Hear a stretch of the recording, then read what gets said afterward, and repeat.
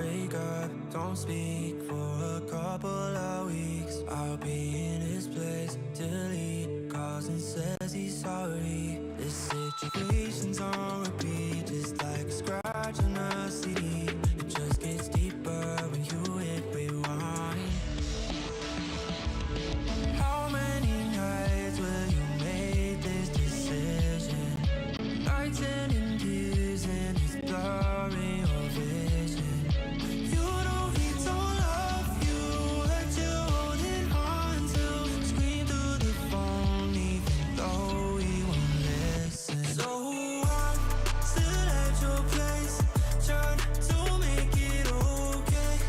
He's miles away, I'm left hearing you say that you just need someone caring for you. When will you see me more than you rescue? I'm feeling kinda used, yeah, like a drug that you take when you're sick of crying all your tears away. Is that all I am? All I want is for you to be happy. You know this ain't healthy. Do I make you happy?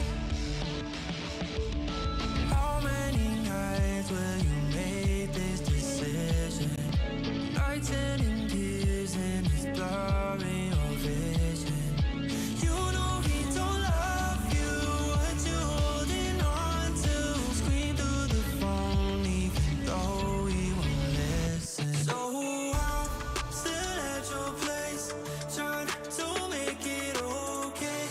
He's miles away, I'm left hearing you say that you just need someone caring for you. When will you see me more than you rescue? I'm doing everything he doesn't do, but I'm still not enough. Even your parents know I'm good for you, but I'm still not enough. You wanna be done with him, you're stuck with him, 'cause you don't have the guts. And after all I've done, I'm still not enough. Still at your place, trying to make it okay. He's miles away, I'm left hearing you say that you just need someone caring for you. When will you see me more than you rescue?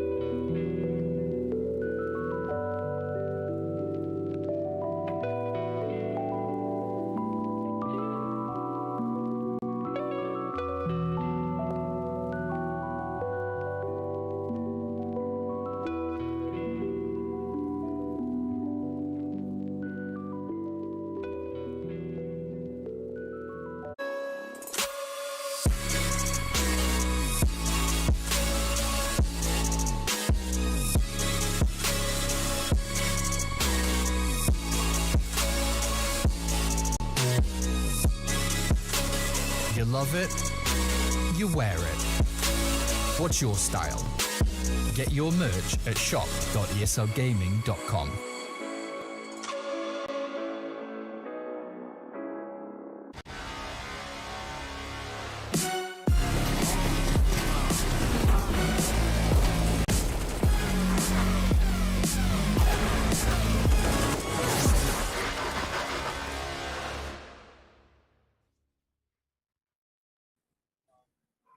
Hello, everyone, and welcome to ESL Challenger League Season 45. We're here in Europe. My name is Lucy. Joining me for this evening is B-Dog. Brandon, how you doing?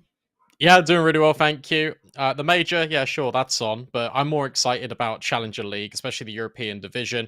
This is the lower round game, and it's quite an exciting matchup. We've got LDLC taking on Bait Esports, and it's two teams that are kind of just trying to reestablish a little bit of their footing, and Challenger League could be a really nice opportunity for them to get some confidence, especially in this lower bracket round. Yeah, and two teams that have gone through changes recently, right? Both benching a player, both going through some up and down times, as you alluded to. Bait, I think, is probably fresh in everyone's memory after their run at the RMR, where once again, like they did at Rio, they were 2-0 up after winning their best of ones and then just couldn't convert in the best of threes, eliminated from both RMRs. And well, off the back of that last loss, they've changed out a player. Alex666 has been removed from the squad, so he's been benched. That was only a few weeks ago, actually. Quite a recent change up for them. And they're playing with a standing Kalash at the moment. So, yeah, we'll see how that goes for them. But for them, obviously, it's a bit of a rebound. And a similar story for LDLC, Brandon. Yeah, definitely. I mean, the biggest story here is that Amanek is no longer on that main roster. It's really interesting. The interview came out and he said that he just didn't feel like he was providing enough support and enough kind of energy within the team where he felt like it was a fair reflection to continue playing on the roster, which is really interesting. And we could take a look at the matchup now, and we can see that, in actual fact, for LDLC, they're only just playing with their coach at the moment. They're playing with Lambert. You've got Afro that came in at the start of the year. And when he joined, it almost felt like that was the missing piece that LDLC were needing, because their all-pin prowess really lacked a significant amount of firepower. It was Divi before, and Afro is a solid upgrade, has got plenty of experience playing at the higher echelons of Counter-Strike against really renowned teams. And it felt like it was all clicking together. But unfortunately, some really dismal results in the tier 2, tier 3 scenes over in the CCT circuit has kind of meant that the mentality and the hit has really been affected on LDLC. And it's really worrying, because the entire purpose of the LDLC roster was to have Amanek bringing up these youngsters together and to build up the experience, which is such a shame that he doesn't feel like he can carry that on anymore. Yeah, it sounded like maybe a bit of work-life balance, kind of, being a bit too much pressure for him. And yeah, look, I mean, he's got to make the right decision for himself. So, has put LDLC in an interesting position. I mean, Lambert has played with him before, right? He was a player on this squad until last year, where he moved into that coaching role. So certainly familiarity in the server, but definitely a downgrade in firepower for this squad. And I mean, Afro at least has been, as you mentioned, fantastic for them. I mean, it's essentially been the Afro show since that Amanek move, right? Where he's really been doing all the heavy lifting, which is a little bit of a concern. It does feel like it needs some of the other pieces stepping up around him. Whereas I think on the bait side, it's a bit more balanced, right? You've got Wrinkle, obviously, who's the star of that team, similar in that kind of AWPing role. But, you've got Captain Kirker, who's been playing quite well.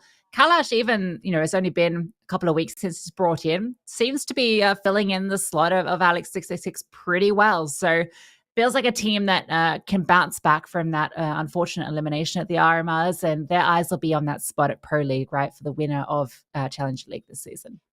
Yeah, definitely. And well, to be fair, if they're all playing consistently, maybe it is the bait show after all. I think for LDLC, a player that I look to quite a lot in stepping up and providing significant impact after Afro would be Snoblin. I do like to sing his praises quite a lot. I think he's a very undervalued and underrated piece in this LDLC lineup. But the biggest issue you've got with Snoblin is it's just the inconsistencies, and whether that's because of the stability in the roster, creating a little bit of an unknown dynamic for the rest of these players. But when Snoblin's firing on all cylinders, he's definitely a scary player to watch out for here. Yeah, absolutely. And I mean, for both these teams, this is the elimination match. As you mentioned, we're into the lower bracket now, where every single match is elimination from Challenger League. Both these teams lost their opening matches, as you can assume, because they're in the lower bracket. For LDLC, they went down to, they beat Domination in that first opening match, which was a 2-1 victory. But then they lost to Monty, which I think is fair enough, considering Monty are currently playing at the major. I think we can, allow that loss to come on through. But it was actually a pretty close affair on the back of Monty. It was took double overtime to be able to lose that one out. And for Bait, they lost to Falcons in their opener, and that was another very close affair. And so that's what pushed them down into this lower bracket position. So, it's for both teams not coming in strong to this season of Challenger League. And I'm not really sure who I favor here, and I think it might come down to the veto. Yeah, and that's a perfect segue to talk about it as well, right? I think we had a little conversation off screen when we saw it, and I was a little bit interested, but you actually kind of backed up the justification for LDLC not kind of floating Ancient in this decider, which I think was very valid. We'll talk about more in a second. In terms of the actual picks, you've got LDLC picking Anubis. That's actually the second map, because I can't read in order. Bait actually will start on Vertigo. That's the first map of this best of 3. And then Nuke will be that decider. So that's quite a spicy veto, to be fair. We've got all the good maps, Lucy. In terms of Vertigo and Anubis, and I guess Nuke, if you see it as a decider, which way do you see this one going? Yeah, I mean, Beta are a very good Vertigo team, so no surprised to see them pick it. And I think the reason they pick it here over Ancient is because they dominated LDLC the last time these two teams matched up on. This is all the way back in February, so keep in mind it was with those two players, sort of changed around. But even still, it was a 16-3 victory for Bait on Vertigo. So I like that pick coming through.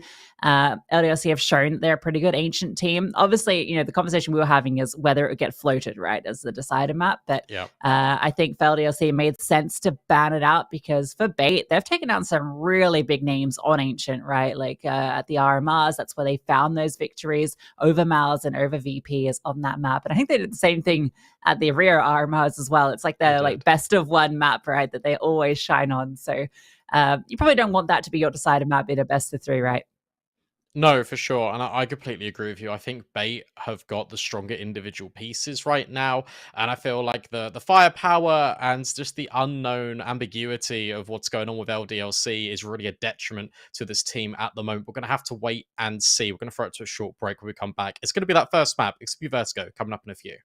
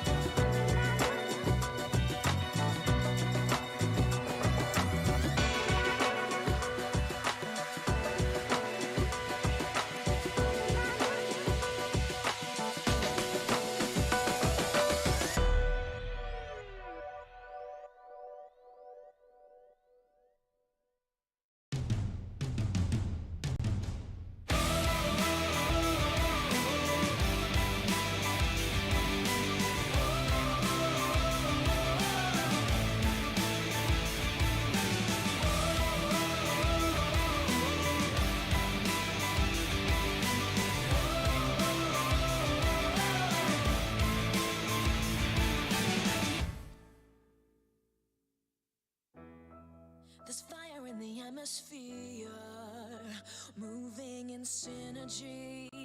This electricity,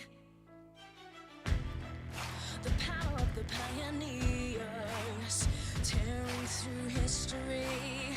This is our destiny. We are the power, we are the change, we are the pioneers of paradise and fame, and we push it louder like hurricanes. We are the pioneers, we are the pioneers.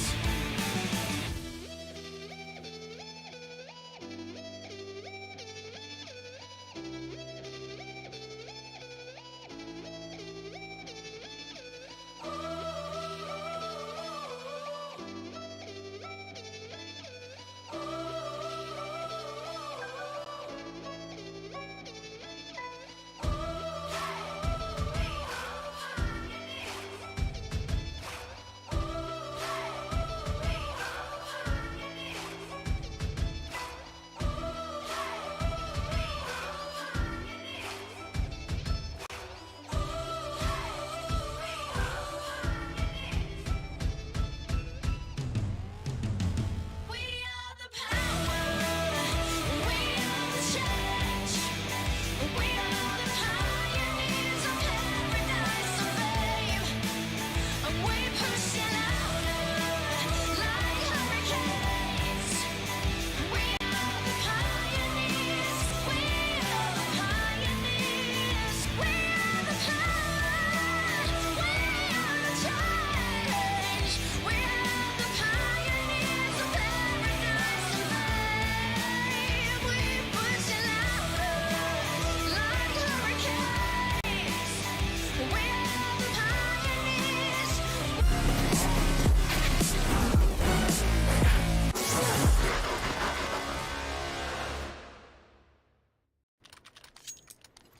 And welcome back, everybody. We're getting ready to jump into map 1 between LDLC and Bait. We kick it off on Vertigo, Bait Esports' map pick. Not too much utility, really, for the Bait side, and for LDLC, it's a very default spread. That's a funky smoke. I think that lands CT on B, if not mistaken. Anyway, doesn't matter too much. They are going that side. Brooksy stuck in towards this corner, but can't find anything on the good of his position. And that is as easy as that for Bait. Bomb straight down. Ooh, okay. I was going to say this retake's tricky, but Lambert gets a nice kill onto Wrinkle. Ready for that angle towards Pillar.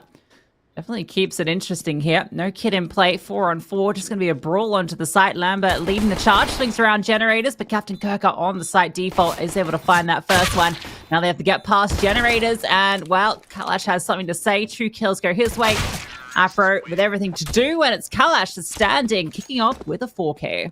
Yeah, awesome stuff from Kalash. Bait, that's pretty much as free as a B bomb site as you can get on a pistol. It's only Brooksy playing a very passive position, tucked in towards the right-hand side, but he's got no support with his teammates, which makes that position even more scarier if he doesn't find a single kill.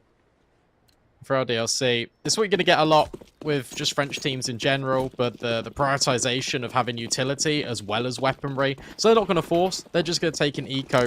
Want to have the AWP out on Afro as well, ASAP. Well, Beta are going to be walking into the stack, and it's not too bad. Gravity does get 1 with the USP, but that's going to be it, and that's a very fast, quick round, as expected with just the USPs. But now they'll have all the tricks and trinkets that they desire, and Bait very happy with a 2-0 start on their map pick. As mentioned in the pre-show, last time these two teams matched up, LDLC already managed 3 rounds on Vertigo. So that's kind of the bar that we're setting here, is kind of to beat, which I'm sure they'll be able to do. That is a bit worrying. Double pushing towards mid early. Actually, both teams. It's going to be a head-on collision. Loving the double setup, though, out of LDLC. It's elevated, and it works to success. But as they try and move away, that's where Bait actually trade out. 3 versus 3, and more opportunities for map control. Yeah, 3v3, and it's going to send the CTs reeling. You know, with 2 players, the most it can be here is 1, and he has to play passive just because he's so separated from his teammates. Well handled from Bait to go quick onto B off the back of that, knowing the rotations would have to come on through. Now that bomb going down, there is a kit in play on Snobbling. They've got a bunch of utility, 2 incendiaries and a smoke, so they're going to give it a look in. Kalash again, he's close, ready to take the initial contact. Swings out, doesn't spot anything, but now repositioning. The utility thrown over the top, that clock ticking on down. Kalash flashed on through, not quite able to choose a target. He goes down. Gravity drops the smoke as well onto the bomb, and they're going to start defusing it. Gravity's able to remove 1, and they are just holding it. Gravity sending 2 down. LDLC with the guns out, get a very nice retake, keeping everybody alive in the retake. Yeah, very smart for LDLC. As soon as the molly comes in for Bait, the player that was sort of towards CT doesn't actually aggress in, waits for the entirety of his team, and they just all move together as a unit. Kalash is caught in between 2 minds about whether there was a player on the left-hand side coming out by default. I think that's the misinformation he gained on that jiggle, coming into his detriment. Very unfortunate for him, but for Bait, still impressed about the speed of the reactions. That's something to definitely look forward to for the rest of this series, because if they're making reactions and decisions based on information happening in real time very quickly, that's going to cause LDLC a lot of problems.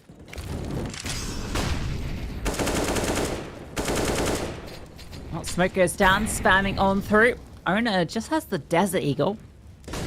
He's been an interesting conversation piece for this team, coming in as the new IGL for them. And quite a young one. Hamster brought down low. Gravity looking to take him down. Is able to, and Lambert gets one as well, but Wrinkle strikes back. Still the advantage for LDLC. Made, well, just one for a moment. Ono has picked up this AK, and they're just walking right through the trigger discipline. He's following Brooksy. That bomb's exposed and guaranteed 1 here, but is he going to be ready for the... Lambert plays him at the same game. Waits for him to run through the smoke, and that is so unfortunate. Wrinkle now in a very difficult clutch. Yeah, that is really awkward, because you think, oh, he's played that one perfectly. Just going to see if there's any players down towards the base of A ramp, see if he can get a multi-kill. Instead, it's Lambert just tucked in the corner the entire time. There's still time for Wrinkle to give this one a look in. Understands that there's a player almost certainly on this B-bomb site, and Lambert is just lying, waiting patiently. 20 seconds left, and Wrinkle needs to get a move on. He can't clear every corner. Lambert's exposed himself. Wrinkle has to go for the reload, running out of ammo there. Has to fight his way through here if he can find this kill, but no. Snobbling on that rotation, denies. Lambert stays alive, and LDLC convert with that second. That's now 2 apiece. As we say a very brief hello to you. Hello. At home. Hope you're all doing great and enjoying this game. We'll be getting back into the action in a moment, but we wanted to say hello and make sure you're all okay. Yeah, that's it. Damn, we're looking good today. Right, round 5. Only pistols for Bait. And what a response. Rifles has come out for LDLC, and haven't showed any signs of slowing down, and well... that just really highlights my point. 2 quick kills. I mean, it should always be a formality. Lambert needs to be careful. Doesn't want to get too gluttonous on trying to make some cash.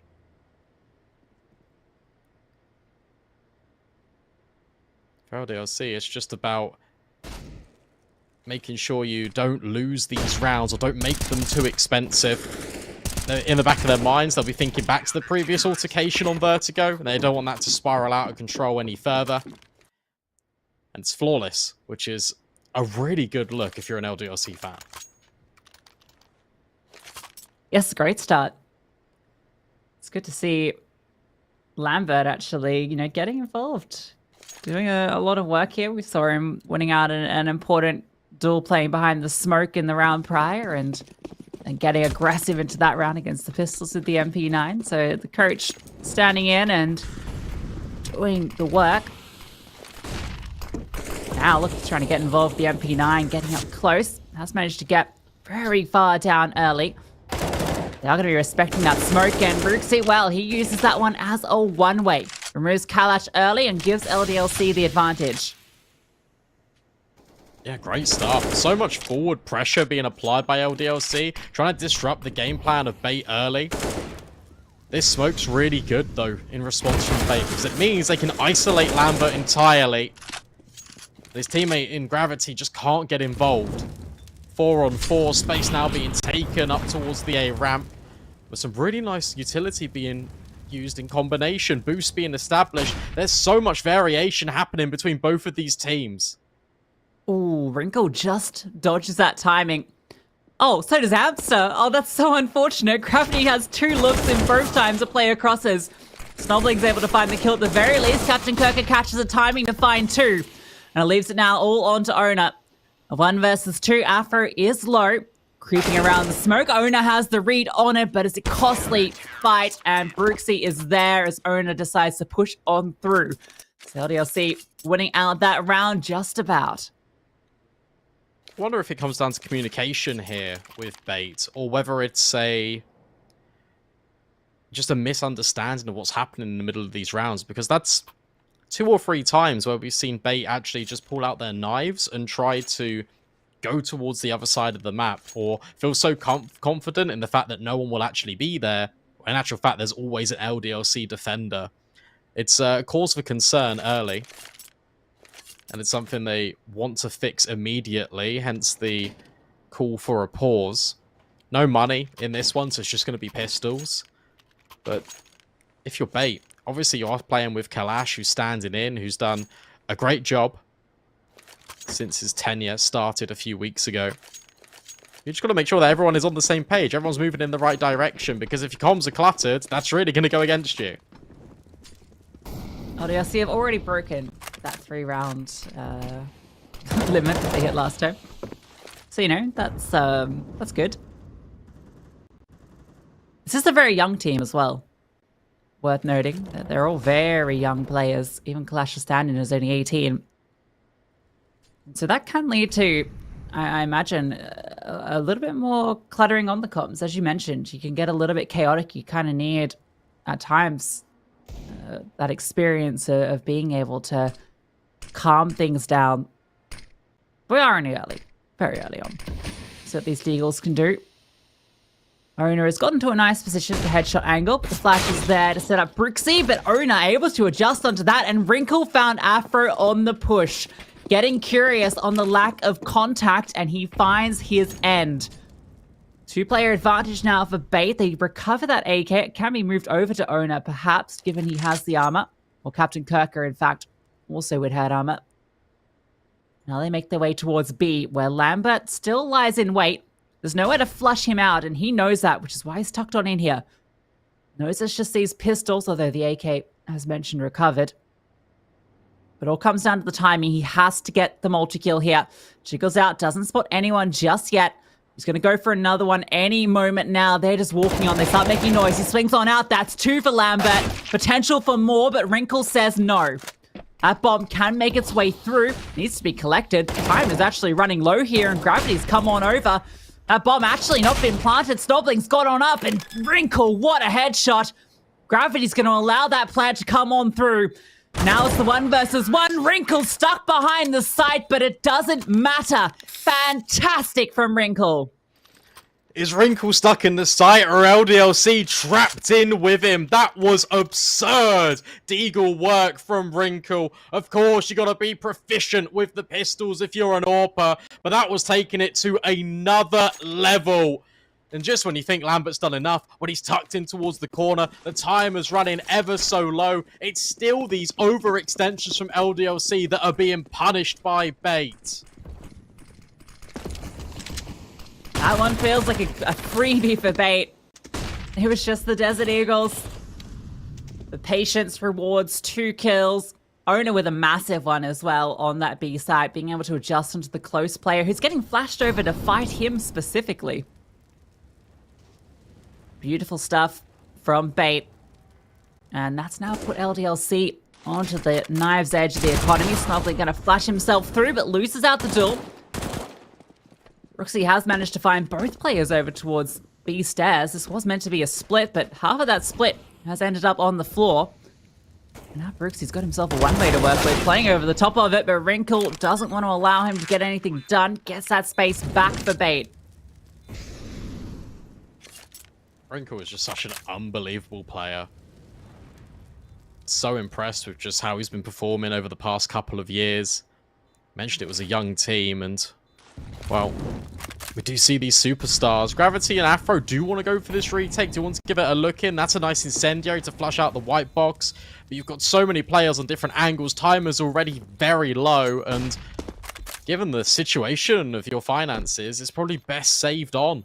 These rifles, the kit, the smoke grenade, and the Kevlar all adds up here. And it's important to LDLC that whilst they concede the round, they give themselves at least something to work with. Yeah, if they've been given a kill by a player flash out there, they're probably interested in it, but the lack of util outside that incendiary doesn't give them too many options there. It's another great round from Bait. And that was with Brooksy actually really doing a lot of work there, getting that double kill over towards the stairs and being able to isolate that part of the split. But he wanted to keep fighting with that smoke that he deployed, and that ends up being his demise. If he'd stayed alive there, I think it would have been very uncomfortable for Bait in the post plant, and that's where LDLC probably could have actually pulled that one off successfully. Now they have to set up Afro and Gravity, who have got those two save rifles. Afro is on a bit of an adventure. He's gotten pretty deep. But Hamster, oh, okay. Timing eludes him. It's going to give Afro the opportunity to get here pretty quickly. At the moment, they're all moving as 5. No one's holding for this quite yet. Brooks is walking on forward. Oh, they know everyone is here, surely. Okay, Afro walking around, silent, gets that first kill, but traded out after the double. Gravity needs to now make his way over. He needs to be here as this hit comes through. They have thrown further utility. They don't have to commit to this. Going back's difficult because you have no one that's been in the back lines keeping watch. Lambert slipped all the way through. Look at this angle. That is absolutely dirty. Owen is just going to walk around, back turn. Lambert, oh no! That was a kill delivered to him, but Owner turns as he starts to shoot. Still 3v3, but Gravity's the only one with a weapon. Just take the kill there if you're Lambert. He's playing discipline to potentially get a couple. Just take the kill. You're on a USP. And now that might just undo everything. Gravity can't line them up and knock them down. So now you're just left with Snoblin. And as you mentioned, it's just a USP. 20 seconds. Kalash is quite low. So there is potential here. But no, Captain Kirker puts him out of his misery. And what started as a really interesting round for LDLC with the double up from Afro, it ends in complete and utter disaster. And if you're Bait, surely you realise now, well, actually, LDLC have been pushing quite a lot here on the CT side. Why don't we play a much more passive default? They're going to walk into us at some stage. Yeah, LDLC have shown they're not afraid to push. It did actually end in their demise when Afro pushed that couple of rounds prior against the Pistols.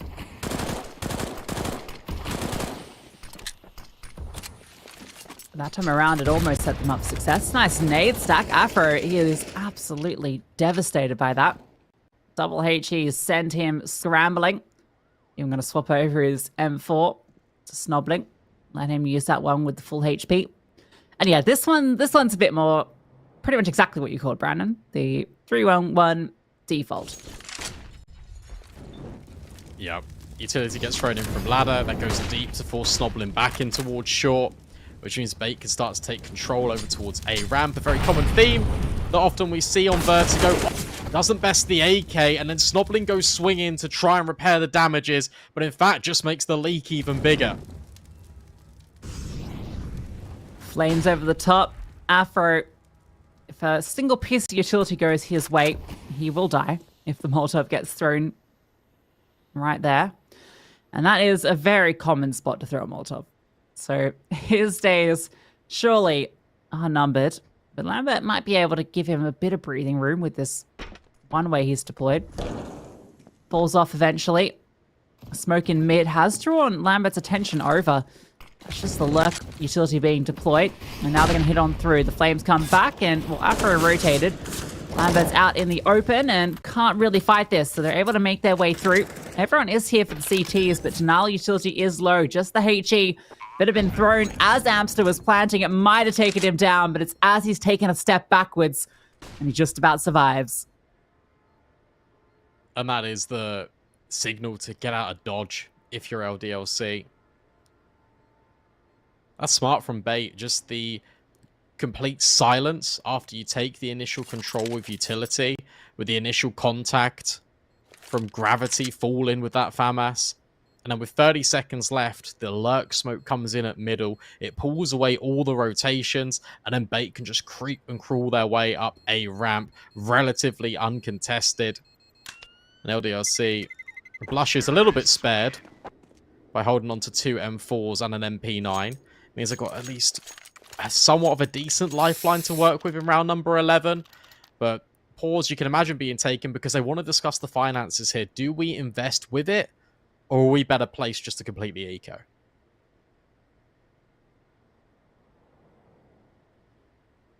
It's worth noting that Bait's stronger side tends to be Vertigo, not just on...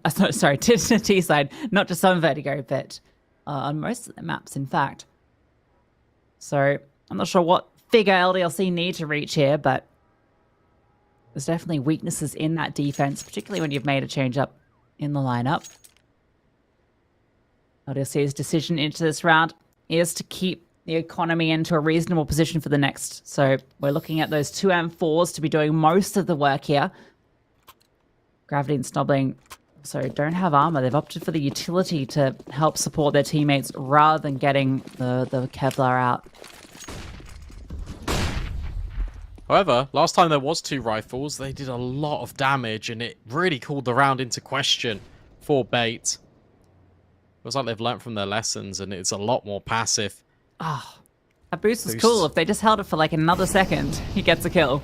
How many times are we going to see these time-ins just roughly elude people? It feels like it's happened 5 or 6 times. Nice nades. That is phenomenal to get rid of gravity. You know what? Don't hold that boost any longer. If they had, they both would have been blown out the server. So, you know, we talk about timings. Okay, talking about pushes. There's one coming through now. It's a double push, in fact. Afro goes down, but are you ready for Lambert? The issue is there's a split coming through mid, so even if Lambert comes on through, he's only found the one. He's dropped the bomb, but Brooksy's fallen. Snobbling's found one, and Lambert's found another. Now it's on. The T side has to fight back through the stairs. A rifle recovered for Snobbling as well. Owner and Captain Kirker have to make this work.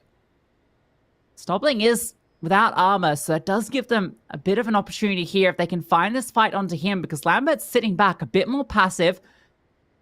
Snobbling's looking around, trying to find this headshot angle, spots out Captain Kirker, the spray comes on through, and Lambert swings out while he's distracted. What a steal from LDLC.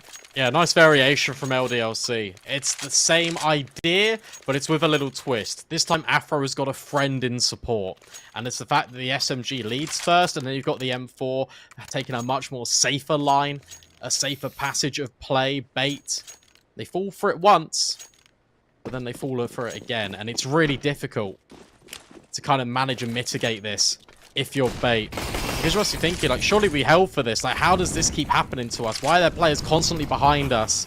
And it really is just disrupting the entire game plan. This is why they look to inject a little bit of pace into this round. Owner finds Lambert. It's a good start, and now mid is under a lot of threat from Bait. Yeah, Lambert got a little bit aggressive there. He pushed all the way through to peek down towards the generator and cost him his life. And Bait are actually completely disregarding the space that they've gained there. Just knowing that having killed a player towards mid, it's going to leave LDLC a little bit worried about that hole. And now they have to commit an extra player there. It means B's slightly weaker. You likely only got 2 players on A itself. So this round is in a really good position for Bait. Afro's low as well, so he's forced to play a bit more passive. Jump spot from Gravity surely spotted a few. A flash on over to set him up, but he can't connect the shots. Too many players. Wrinkle removes him. Now Afro with low HP, as mentioned. Surely only good for one in this position. Might even try to get involved early. Snobbling has swung on out though, and he's found a double. Wrinkle does trade him out. Afro hasn't revealed his position here yet. He's been looking for the right timing, and these 2 players are jiggling each other left and right. There's Captain Kirker that comes out ahead. Finally finishes off Afro. Brooksy steps in, and he cannot convert his spray. So it is going to be Bait picking up the round. That's really rough if you're Brooksy. Captain Kirker is 1 bullet away from death, and you just completely fumble the bag. 7-5 is still really competitive, but the issue you've got is that LDLC, the way they've been winning these rounds, it's been with a lot of casualties. There's been a real war of attrition occurring, and as a result, if they lose this round, then they're not going to have anything in the next couple. So Bait can easily turn this from 7-5 into double digits.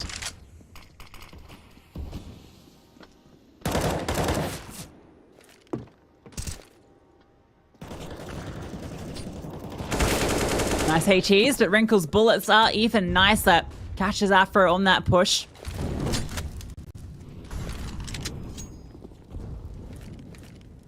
They don't have to do really anything here. Player advantage. Gonna slow it down. LDLC have 2 players towards B. Playing very close to the stairs, and they're gonna start to actually push over that side. Often see them pushing on the A side to catch off the B flankers. But this time around, they're going on the other direction. Kalash is holding for it. Spots out Lambert. Now, it's going to give you a bit of an indication that might be a secondary player here. That flashbang is good. Meanwhile, Gravity finds Captain Kirker on the lurk over towards A. This smoke is very painful. Brooksy feels like he has to go back towards mid, though. No one's covering that currently. Beta managed to get themselves back into position. Owner catches Snobbling. What a headshot. Brooks is going to swing out and at least get that trade. That's going to enable them to start to hit onto this B bomb site. Kalash walking on up. Utility to execute going forward. Lambert's still tucked in here. Hasn't budged the whole time. That flashbang is great, but he can't quite connect the spray.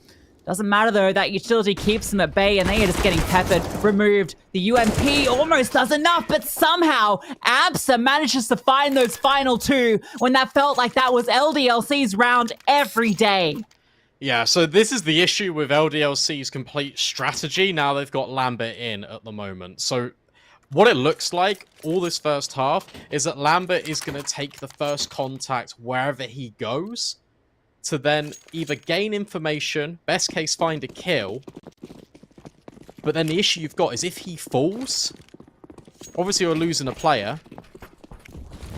But it just feels like every single time LDLC get themselves into positions where Lambert's alive, Lambert feels like he needs to force the issue because he doesn't feel confident enough in kind of his ability. If he just remains vigilant in that setup, if they remain anchored and rooted, they win that round every day of the week. But there's one overextension, which leads to a second on the UMP, and it completely falls apart. It's really difficult to watch sometimes, but I feel like it's because Lambert feels like he wants to be the person to always take the first point of contact. Yeah, and you can understand why, right? But yeah, yes, it is rough. And off the back of it, I mean, we saw exactly what that led to. It meant that they didn't have anything to invest into the next round, so now they really get a 2-for-1 round there. And they're in a good position to potentially get double digits at the half, which should be feeling very good for them on their map pick. Bit of pace over towards B. LDLC throws the utility down. It's dodged. Gosh, takes a little bit, but space is taken by Bait. It's interesting LDLC run this double B setup. You don't always see it. And off the back of it, they're actually going to put pressure in towards mid. Snobbling looking to get that trade a little bit later. Goes 1-for-1. That HE stack comes on through, but no one on the other side. Brooksy is dancing around a smoke. Yeah, lots of deliberate utility being put down to allow Bait space up towards the stairs. So difficult to fight when you're actually standing on the steps, but if you can get up and over, that's where you can create exploitation. And just having this space makes the CTs feel a little bit more uncomfortable. That's why we've got Snobbling over here trying to help out Brooksy. Flashbang accommodates a peek. Not sure if he spotted the backpack, but Kalash is just going to go around the corner anyway, straight into his demise. 3 versus 4, and the intent is so clear out of Bait. They want to hit B, and Wrinkle is taking no prisoners. Yeah, Wrinkle's about to hit 20 kills. It's on an absolute tear. ABSA brought down low, but he can still bring that bomb on through, and well, there was a little bit of utility, but Wrinkle does find his 20th kill in the half, charges on through to Snobbling, and he looks like he is not stopping anytime soon, but maybe he's forced to. Gravity finds one, getting peppered on through that smoke. Amps are still doing damage here. Afro creeping on around, looking for the no-scope. No, it's a quick one. Captain Kirker now in a 1v2, sitting behind a smoke. It's chaotic here, bullets flying back and forth. Repositions now. Looking for this angle. Afro jumps around, but what a transfer from Captain Kirker. Unbelievable. And it sets Bait up for 10-5 at the half.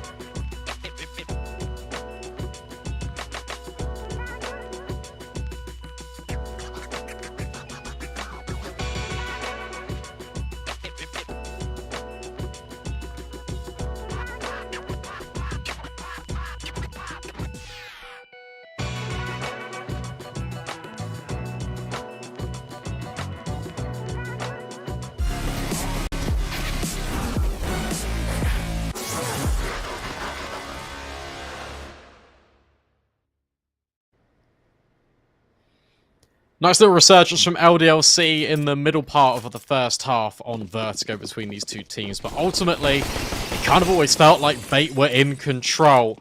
Now they need to battle back from the deficit. They need to do so on the T side, which, to be fair, the defense of Bait has really been called into question recently. Oof. Well, Wrinkle, he's answering some questions, gets one, but traded out immediately by Brooksy. The dual Berettas in gap is like the meta on Vertigo now. Yeah. It's like every team is starting to do that. Put your star player, get the dualies there. Brooksy's trapped in here, but Captain Kirk has been spotted, so he has to escape. We didn't get to discuss it because it went straight to the half, but how insane was that double kill from Captain Kirk at the end of the last half? Pretty crazy. Afro does find the player on B, though, so that hasn't given them the path through here. Yeah, really like this angle. Trying to just cut off the mid play. Have to worry about Owner's peak potentially, but surely he doesn't swing this on his own. Okay, maybe he does. Deletes Afro immediately. 3-on-3, we've got an even playing field, but Lambert is tucked in the smoke. We'll keep our eyes on him as Snoblin's trying to take all of the contact. It's helped out by the mid lurk, and suddenly all the pieces come together. Owner gets overwhelmed by the sheer volume of players on the bomb site. LDLC do actually reclaim the pistol. Lambert survives on 1 HP. That fight was just trying to put as many bullets in the chest of his opponent as possible. He's top of the leaderboard, almost top of the server if it wasn't for Wrinkle, who is standing head and shoulders above everybody. But yeah, critical pistol for LDLC to pick up. Bait's decision is to go for the full eco, so same as LDLC did on the other side. So a trade of fortunes here. See the same situation, everybody going towards A early, but Wrinkle has found a double kill with the USP while blinded. That's all he's going to get. Lambert almost goes down into that, so that's incredibly costly. Okay, interesting. Fair enough. I don't know how Wrinkle is doing it. I don't know how Wrinkle doing Wrinkle things. Yeah. Fair enough, mate. Absurd. And that was just USPs. Now they've got the guns to bring to the table. Double Famuses is not ideal, but at least they've got all the utility. And the prioritization from Bait is clear. They want to use their utility to get themselves into favorable positions.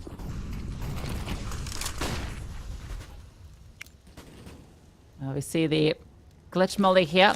This one's Is that allowed? Well, I don't know. But it's being used. Owner, he's going to find one. Amster tucked on through, and well, it doesn't matter. Glitch molly or not, you didn't get anything done off the back of it. Now you're in a 2v4. So I guess that's karma, I'm going to say, right here, right now. I wonder if Bait will query that. Yeah, I'm not sure. I don't want to make a claim. Yeah, I'm not sure what the ruling is. I know it varies. I've definitely seen it in officials at even the highest level quite often. Wrinkle, 1 HP on Brooksy. How do they keep getting away with it? Yeah, just give it to him at this point. 1v3. Realistically, this would be the most insane clutch ever. Well, 1 HP in the dream. I don't know if I call it the most insane clutch ever. In this series. In this series, yeah, okay. You've really sort of brought it in there, right? You've really lowered expectations in terms of the scope. He's not going to win the clutch because there's a player at Sandbag. Owner's here. Brooksy gets owned and Bait. The rifles come out and it's dominant. Very good start to life on the CT side. Now the formalities of the pistol are out the way. Yeah, and for LDLC, that one was a decimation. You've not got enough to invest here. And Snobling's actually really poor due to that lack of loss bonus. But with Lambert having all that extra cash, he can potentially drop over, be fully cursed. So we'll see. It's just going to be the Glocks, not a single thing invested.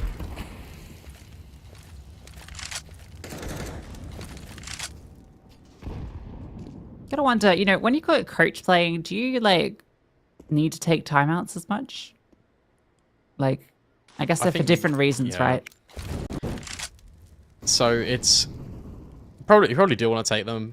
I guess it happens slightly less because obviously he's there giving his input constantly, but sometimes you just need 30 seconds anyway to kind of get your point across or just have a breather. There's so many reasons why pauses can be enforced, and I guess while we've got the Glocks and it should just be a decimation here. Obviously you saw Bait at the RMRs. Is there anything in particular like outside of Wrinkle finding like 30 kills in a second that we should be looking out for on this team just as the series goes on?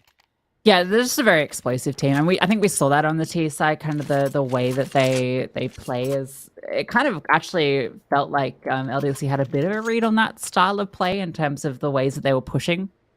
Which obviously on Vertigo is a lot easier to do. And I think on other maps, we'll probably see that explosive T side a lot more powerful, even though they've still got 10 rounds, right? But, you know, that's what made them so good on Ancient. The amount of times they were catching off top tier teams consistently. It was really impressive. So keep an eye on that aggression. Captain Kirk is going to be doing a little bit of that here. He's made so much noise. It's to bait in for Amster, and, well, it works out because Wrinkle also finds one. So he throws his life on the line, and it sets his team up for a double. Wrinkle is absolutely insane. Yeah, and I'm going to sound like a broken record, but it's just valid. 27 and 14. And bearing in mind, I don't think he's actually pulled out the AWP yet. Obviously, he hasn't on this second half, but all T side, it's very difficult to use your sniper on Vertigo.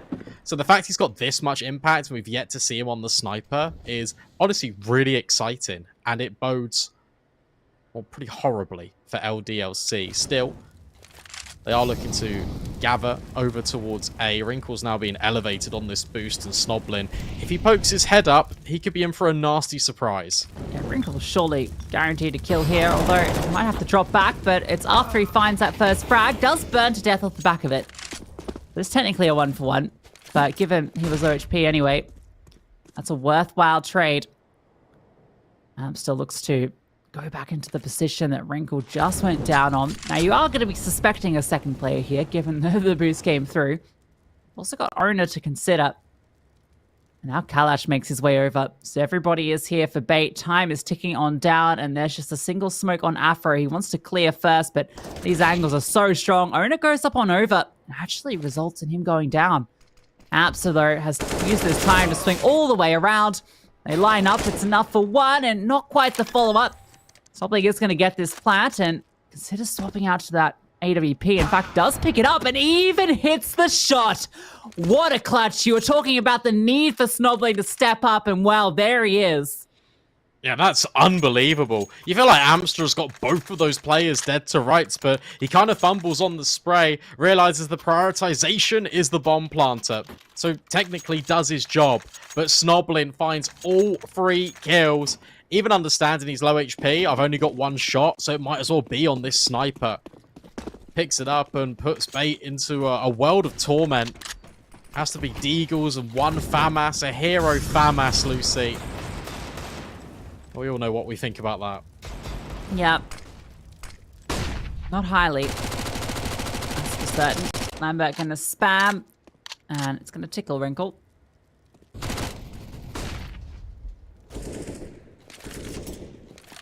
This one's easy for LDLC.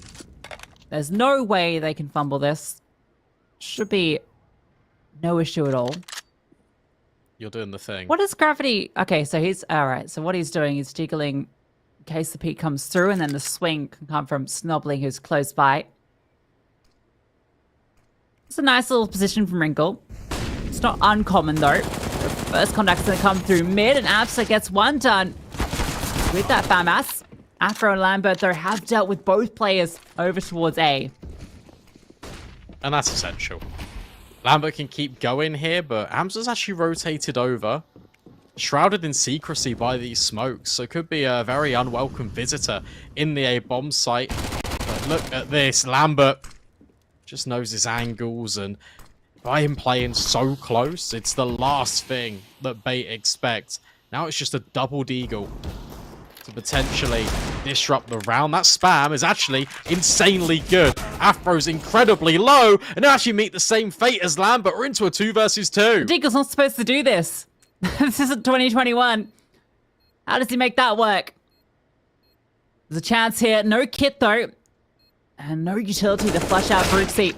Gravity goes for a swing, but the Deagle does it again. And now it has to be Brooksy. A 1v2 spots out the player, but he's not noticed yet. Or certainly spotted now, but it's enough. The angle is solid, and Kalash can't make the Deagle sing that time.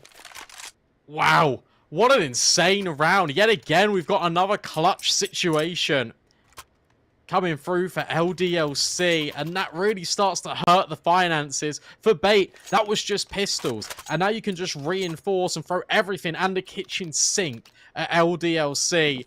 Look at the buy. It is really topsy-turvy, and AWP on the highest premium end and down towards the bottom of the bucket. You got 2 MAC 10s. This could be quite quick for LDLC up A. Through all of the utility, but not actually committing off it yet. Smoke deployed. Play around sandbags. Wrinkle just wants to fight out in the open, though, as does Amster. He's able to find a double there. Surprisingly, Captain Kirker gets a critical third as well. That's going to slow down this attack over towards A. Lambert was waiting for the smoke and now starts to take space. He's disrespecting this. Knows that he has to catch a timing here, and he's done just that. Gotten so close. Very passive setup from Bait. Captain Kirker's actually all the way back in elevator, so Lambert's able to get so much real estate here. How far does he push? A flash over is perfect, but Captain Kirk is able to tuck around, but Lambert keeps on swinging. That's a huge kill. Puts it now into the 2-on-2. LDLC have managed to put this into a position that didn't feel doable. The owner and Kalash have to come up with a solution. There's so much utility here. Incendiaries, smokes for the bomb. Even a nade you can throw towards sandbags. Everything feels destined for Bait to try and win this round. In fact, they double up with the utility. It's crowd control towards sandbags. A smoke thrown on the bomb. And oh my god, Snoblin, what on earth is that shot? There's no time for Owner to go for this. He's on 1 HP as well because everyone ends up on 1 HP in the server. The bomb will explode. Lambert does his job, and the space he created and took towards elevator was a linchpin into LDLC getting double digits. I mean, if LDLC take this map, I feel like Lambert is the MVP by far, even though the kill distribution is so close. So many of these rounds have been off his sort of individual heads-up plays, and that's super impressive considering he's been out of the server for a year, right? And has now come over a year. And really is doing a lot of work for LDLC here. And, well, what can you say? Owner's Deagle is pretty damn good. Oh my god. All these pistols are pretty damn good. And this is not a round you can afford to be losing at this stage of the game if you're LDLC. The USP's gone on a boost. Captain Kirker is holding down short, and Wrinkle is ready to strike with his USP. I mean, to be fair, he did get 2 kills in that full eco at the start of the second half. Lambert just providing a little bit of an attention, throwing some flashes to maybe attract some gunfire out of Bait. Give LDLC a clearer picture. That's a great response. Snoblin in mid deals with not only Owner, but Kalash on B. Red carpet rolled out for LDLC. That's the bomb site open. Yeah, that's the right play. When you join this sort of space, you know the kind of boost that can go and play, particularly over towards A. Just take the space in mid. It's the hardest to defend with just the pistols. And then you can split onto B very comfortably. Gravity's holding for anything here. So there shouldn't be too much getting done. Okay, alright, there we go. There we go. No knife for you today. Amped up. First few shots went a little awry, but he's able to convert in the end. So now just 1 round separating these 2 teams. I think what we're seeing on Bait's side is part of the issue they had at the RMRs, where it's a little bit of just Wrinkle kind of being insane. Captain Kirker is, you know, a little bit above everyone else, but he's still far behind the star of the show, and that's been the issue for this squad for some time. I think the difficulty as well is they're actually finding so many opening kills to get the rounds in their favor, but then they overstay their welcome. There's so many more opportunities for them to escape, but they feel like they can stand their ground and find even more on their position. And LDLC are finding the trades, and they group up and move together. And as a result, where you've got low CT players, off the back of losing your trades, you then need to fan out and spread yourselves very thinly over the map. So LDLC have always got like a 3 versus 1 or a 4 versus 1 wherever they decide to head to a bomb site, and it limits Bait's sort of game management here and their potential to try and close out the game. Lambert has just got a Mac 10 and a flashbang, so he's throwing the flashbang. I think he's trying to sell a fake elsewhere while the real hit comes through towards B, but the hit's just been falling at the first hurdle. Okay, well, maybe not. You know what? There you go. He's a Mac 10 gamer. He gets his kill with it, and it is a 3-on-3. 2 players falling on the CT side towards B is going to give LDLC a lot of room to move with. That utility comes on over, and it's gotten so much attention on this side of the map. Even Wrinkle has moved towards mid, so A is completely open. All comes down to the calling for LDLC. I think this is the first time all game we've seen Wrinkle with the AWP. So he can post in mid, and this gives the rifles a lot more flexibility to try and suss out where LDLC are currently going to make their next move. Afro potentially providing a little bit of a fake as Snoblin and Lambert start to make their way up towards A ramp. No one is here, and that's going to give the indication for Afro. Come over, grab the bomb on the way up. We'll take deep space. Yeah, well handled. Afro can now bring that bomb over. Has to be careful, given he's alone, which is a little scary for them, but he is going to be able to get it over there without a concern.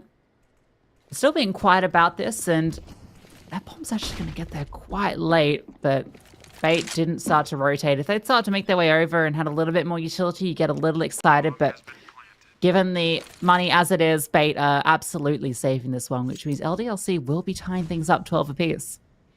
It's so interesting just watching the CT side and the frailties of it, because there's such a heavy reliance on Bait finding the opening kills. And then when that doesn't really go their way, or if they instantaneously get traded out as they did between Afro and Lambert, there isn't really a follow-up plan. There isn't really a instantaneous response. And I was praising their T side reactions, but it feels like their CT ones still need a little bit of work. Yeah, and that's kind of what I was nerding about kind of their recent performances, right? It's very reliant on strong T-halves. Their CT sides have quite a few holes in them, and I think part of that might be why they've made this roster changes following the RMRs, where they've obviously benched Alex and now have... I don't know how permanent Kalash is in this team. I didn't see sort of an official announcement about it, but he has been playing with them for a little bit now since that change, so we'll see. Kazakh player and a full Ukrainian team otherwise, which is interesting.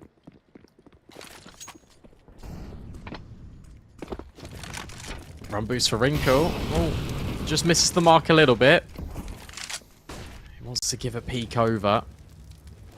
Look at that angle. Crafted by the smoke as well. All by design for Bait, but Wrinkle doesn't find fortune off it. And the flashbang, Kalash gets one, but then he's done. It's not bad there. It was a difficult spot given the way the T's were set up, and Gravity's now pushing on forward, spots out Owner as he's running away, fully blinded, but Amster on that rotation is at least able to deal that trade out. Goes down to half. Oh my god, what a swing from Snobling. He knew exactly where Captain Kirker was going to be. That is beautiful. Just wide swings on him. There was just no time to respond. So now it has to be Wrinkle. One flick. Looking for the second, but Lambert is a little bit quicker. And they know where Amster was, so Afro, he has the red carpet out for him. Coach buff. Lambert's insane. Yeah, kind of cracked. Why'd they get rid of him? Well, it's probably because he had a 0.8 something rating for like 5 years, but you know. Wow. It's good to see he's stepping up here. He is, and the entirety of LDLC are coming along for the ride with him. Your Gravity, Snoblin, all equal kills. It's crazy seeing Afro at the bottom, right? Yes, it's something you don't normally associate with an LDLC team. But to be fair to Afro, given how rocky the CT side was for LDLC, and given how many times they didn't really have much money, because the rounds they won, it was always incredibly close. He was never really on the AWP. And T-side AWPing doesn't really happen on Vertigo anymore. It's really fallen out of favor. So, you can kind of spare his blushes a little bit. He has actually picked it up now, which is quite cool to see. Yeah, it's always probably interesting. scavenged from Elevator, right? Yeah, I mean, you're kind of limited where you can go. You're essentially... It's very similar to Inferno, I find, where it's all about the post plants. Unless you can find that picker towards A ramp, where you often see an alt post up.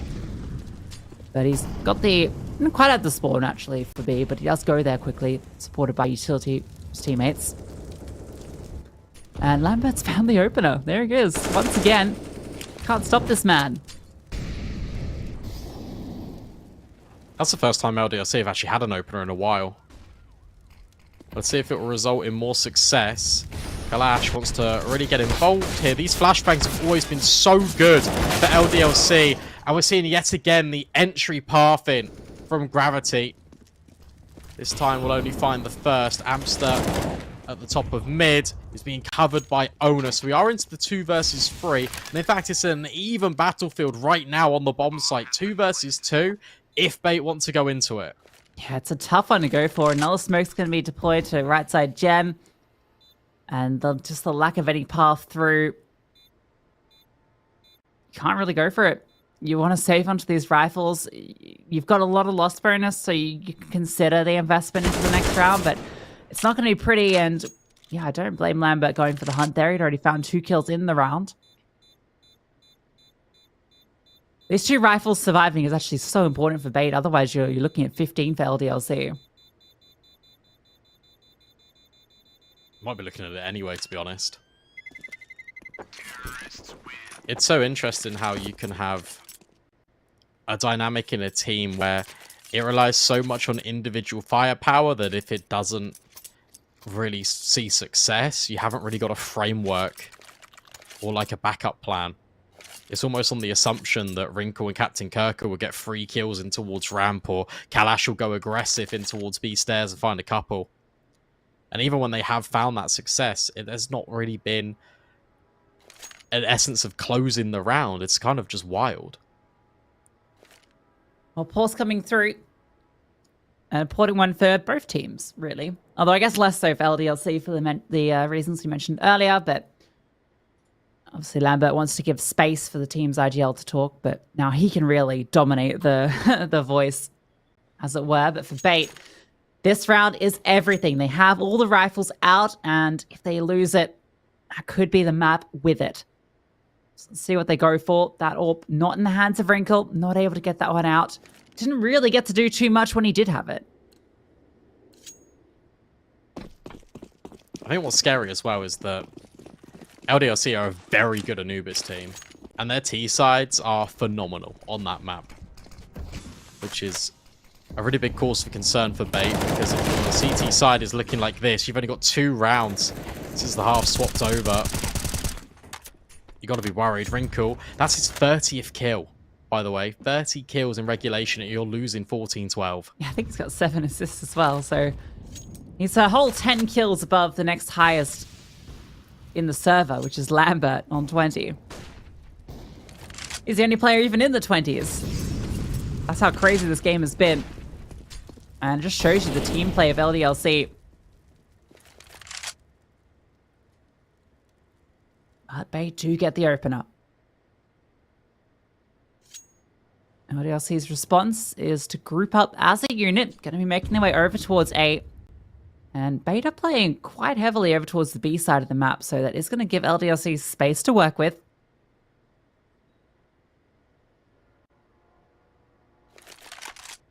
Slowly crawling their way up. At some point the sound cue will come through. Amster is now playing Elevator, so he can rotate quickly, and well, that's a drop that has been heard. Utility flies on through. 2 smokes for the execute, but plenty of counter utility in play for Bait. LDLC have to find the kills. A smoke deployed in front of the site as well to give Wrinkle space to play with. He can get over on top of the site boxes.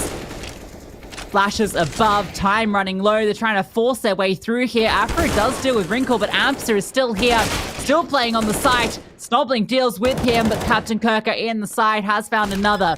Snobbling has no HP. Owner flashed on through, takes him down, and it's 13 for Bait. Much better on an A ramp from Bait. They take the early kill and the space, and they back all the way up.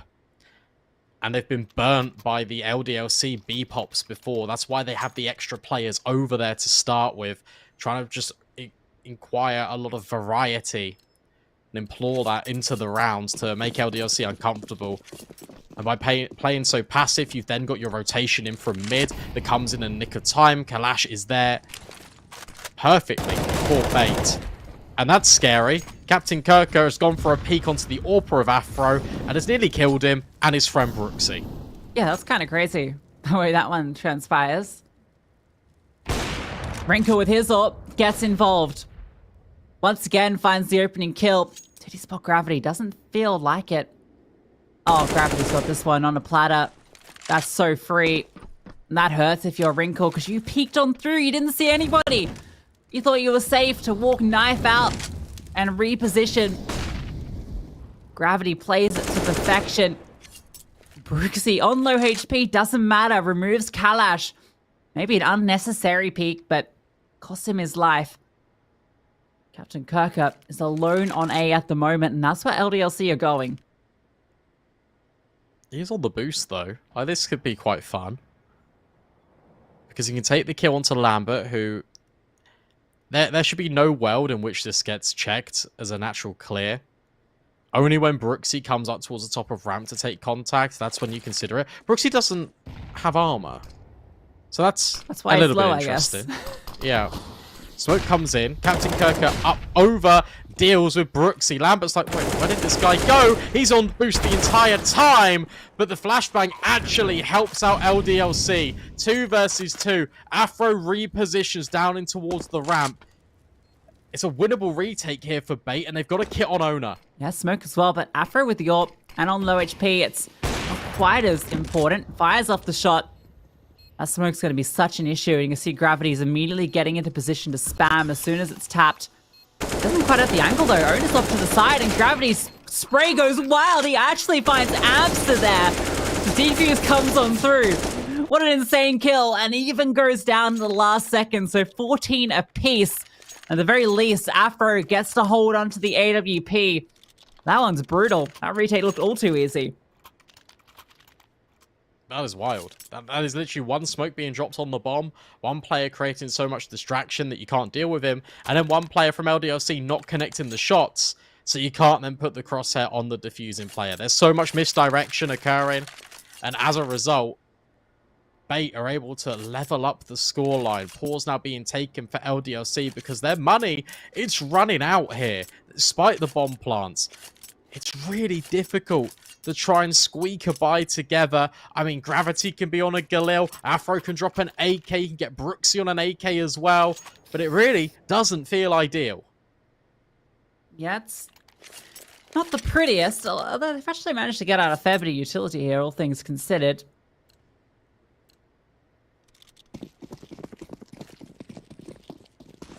See what they can do with it. Getting the full 30 here in this first map. It's certainly delivering between these two teams, as you'd expect with elimination from Challenger League looming. And Wrinkle is brought down low early off those HEs. If anything, that's enticed him. Wants to get a little bit aggy with it. Moving on forward. Peering around this corner, but what's being held? Oh, is he going to be ready for this angle? Snobbling. Oh, denies him. Looked like that was maybe the opportunity. Owner at least gets the trade, and Abs has found Lambert as well. So it is the player advantage for Bait. LDLC once again interested in this A bomb site. Utility is completely gone. There's one flashbang. How do you even get onto A to plant the bomb? You're just going to have to win the fights. Yeah, you got to get Afro involved here.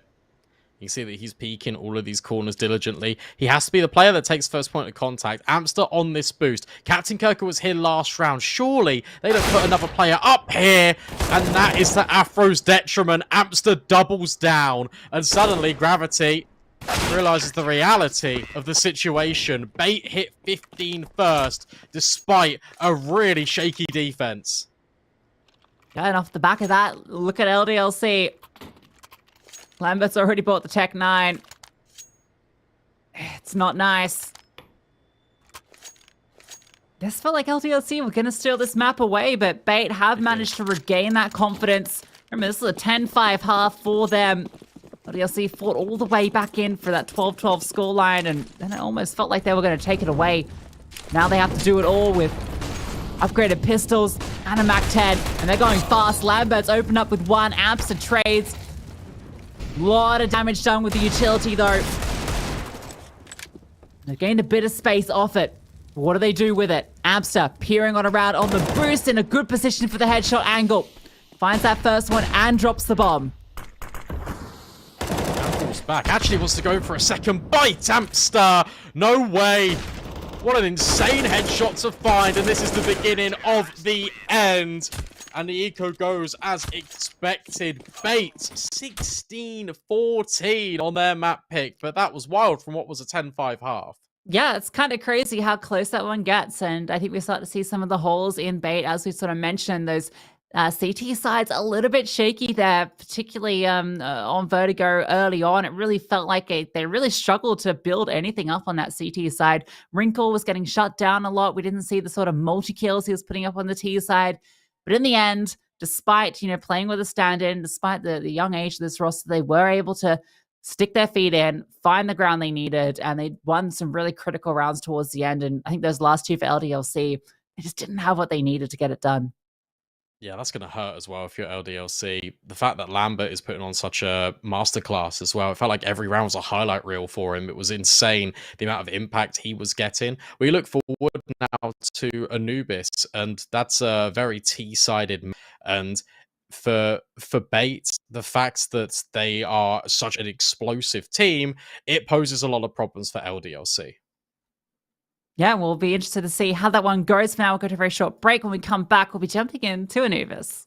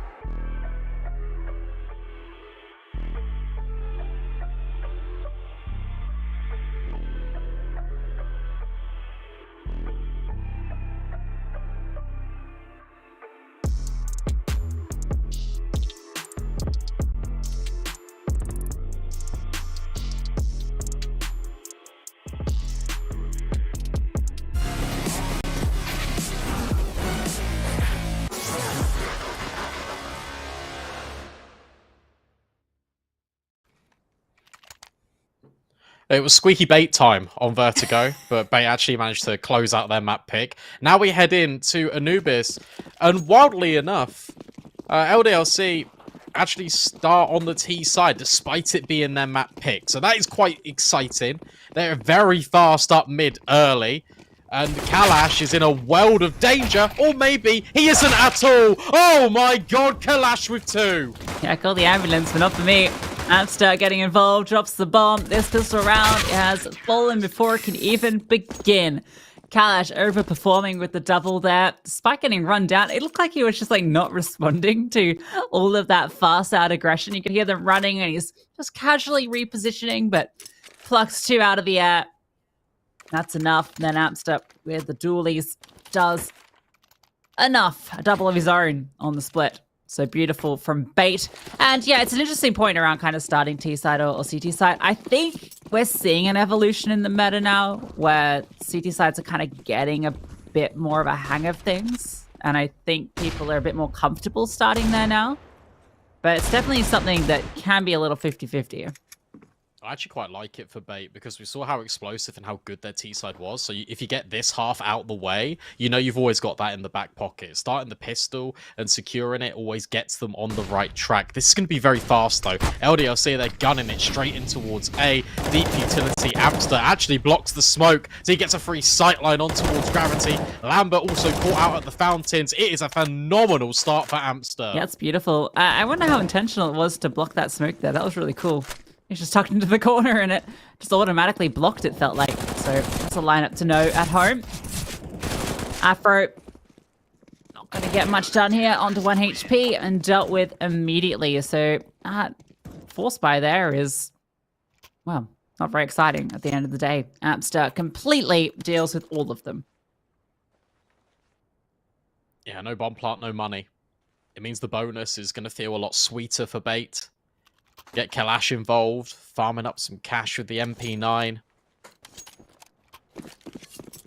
And yeah, that is a really interesting point. I think we've seen discussions kind of at the tier 1 level. Obviously, this is a tier 1 Counter-Strike, but still you can kind of apply and adapt what they're saying. And normally it's 4-5 rounds on the CT side. You feel quite comfortable. I feel like we set the benchmark in tier 2 over at 5 and 6. We just added another round on top of that to give you like a solid foundation.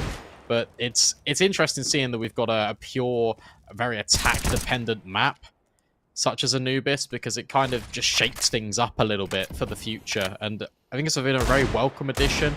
I'm really happy to see how many teams have really adopted it into their pool. And it just feels like a really nice change over D2. Yeah, and I mean, for Bait, I think the decision to start CT side probably is also slightly relates to their performance on it lately. Oh, okay, hold up. Afro, that's a pretty nasty shot with the Desert Eagle. Surely they can't do too much here. Covered FAMAS. Everyone's so low. Oh no, Lambert's done another. Captain Kirko was on the lurker. Now he's dead. That flash is able to get a nice kill there. For a couple of dinkles, but only the one. Afro trades him out. Now a 2-on-2 commences. I like this. You're just planting in the face of it. You can now allow Lambert to go on this really big lurk, but it's a long way away. And Afro actually doesn't hold his nerve. Kalash is now going to be so preoccupied trying to clear everything that this flank might be overlooked, but Lambert needs to get a move on because that bomb, it's being stuck. He's not going to get there in time either. That is the round secured for Bait, and it's salt in the wound for Lambert as he arrives on the scene and then gets instantly deleted. Yeah, that's kind of interesting, the way that one panned out, considering there was really not a lot there from LDLC, just a couple of upgraded pistols, and they almost made it look doable. So impressive stuff with the pistols. You can never count them out here, but not enough to get it done in the end. 3-0 start, perfect here for Bait. Yeah, where I was getting at is that they did play it once at the RMRs, and they started on the CT side. Didn't get any of the early rounds, but their gun rounds look good. Got 7 CT rounds, and they didn't get a single T round. This is against Apex as well. Ooh. So I can understand why they started CT. Damn, alright, Snoblin. Multi-kill in towards middle. Now Owner feels like he has to try and have a response. With Gravity's holding this side of the smoke. Keep your eye on Amster because he's playing an off angle towards A. And the flames don't really spread to Captain Kirker. At least there's good trades. And suddenly Amster, he wasn't a 1 versus 4, but finds the initial kill. And then that smoke comes in the nick of time to help out Gravity. Yet again, similar story. Guns come out for LDLC and it's a resounding success. Yeah, and because of how extensive that round prior was with those Deagles, Beta are actually now in a really awkward position. They can't really invest into it. So LDLC are now in a great position to get a second round. Amps has got himself the FAMAS, heroic as ever. A couple of Deags around, but he's the only one armored. And LDLC, Afro's going for a fast peek over towards B. And I feel like this is a map where we're really going to see a lot more of Afro. Anubis really lends itself well to AWPing on both sides, but that T side in particular can be very strong if you're an aggressive playmaking AWPer like Afro. Yeah, I've been watching a lot of LDLC's games recently, and Afro, I'd argue this is his best map at the moment. Just always seems to work an angle. Amster trying to work in towards middle, but he's being held by Snoblimp. That's your danger. Just trying to find opportunities on the CT side to find opening kills is always going to be such a detriment, especially when you're only on pistols. And that lone FAMAS, Snoblin, even deals with a second. Eyes dotted, T's all crossed in this eco for LDLC. If they get this one over the line with 5 alive, that's going to feel so good for the future of this half. Wouldn't count out Owner's Desert Eagle at any point. We saw him hit some gnarly shots, but Brooksy's going to sneak up on him. Peekaboo. Owner removed. Wrinkle at least recovers that FAMAS, which that'll be nice to hold on to if he can save it, because Owner actually doesn't have a lot of cash. So that's his objective here. But LDLC, they're going to convert it cleanly. 5 alive at the moment. Still chance for that to change, but likely to remain that same, which is exactly what they were looking for with this round. Worth commenting on Amster going 7-2 to kick things off.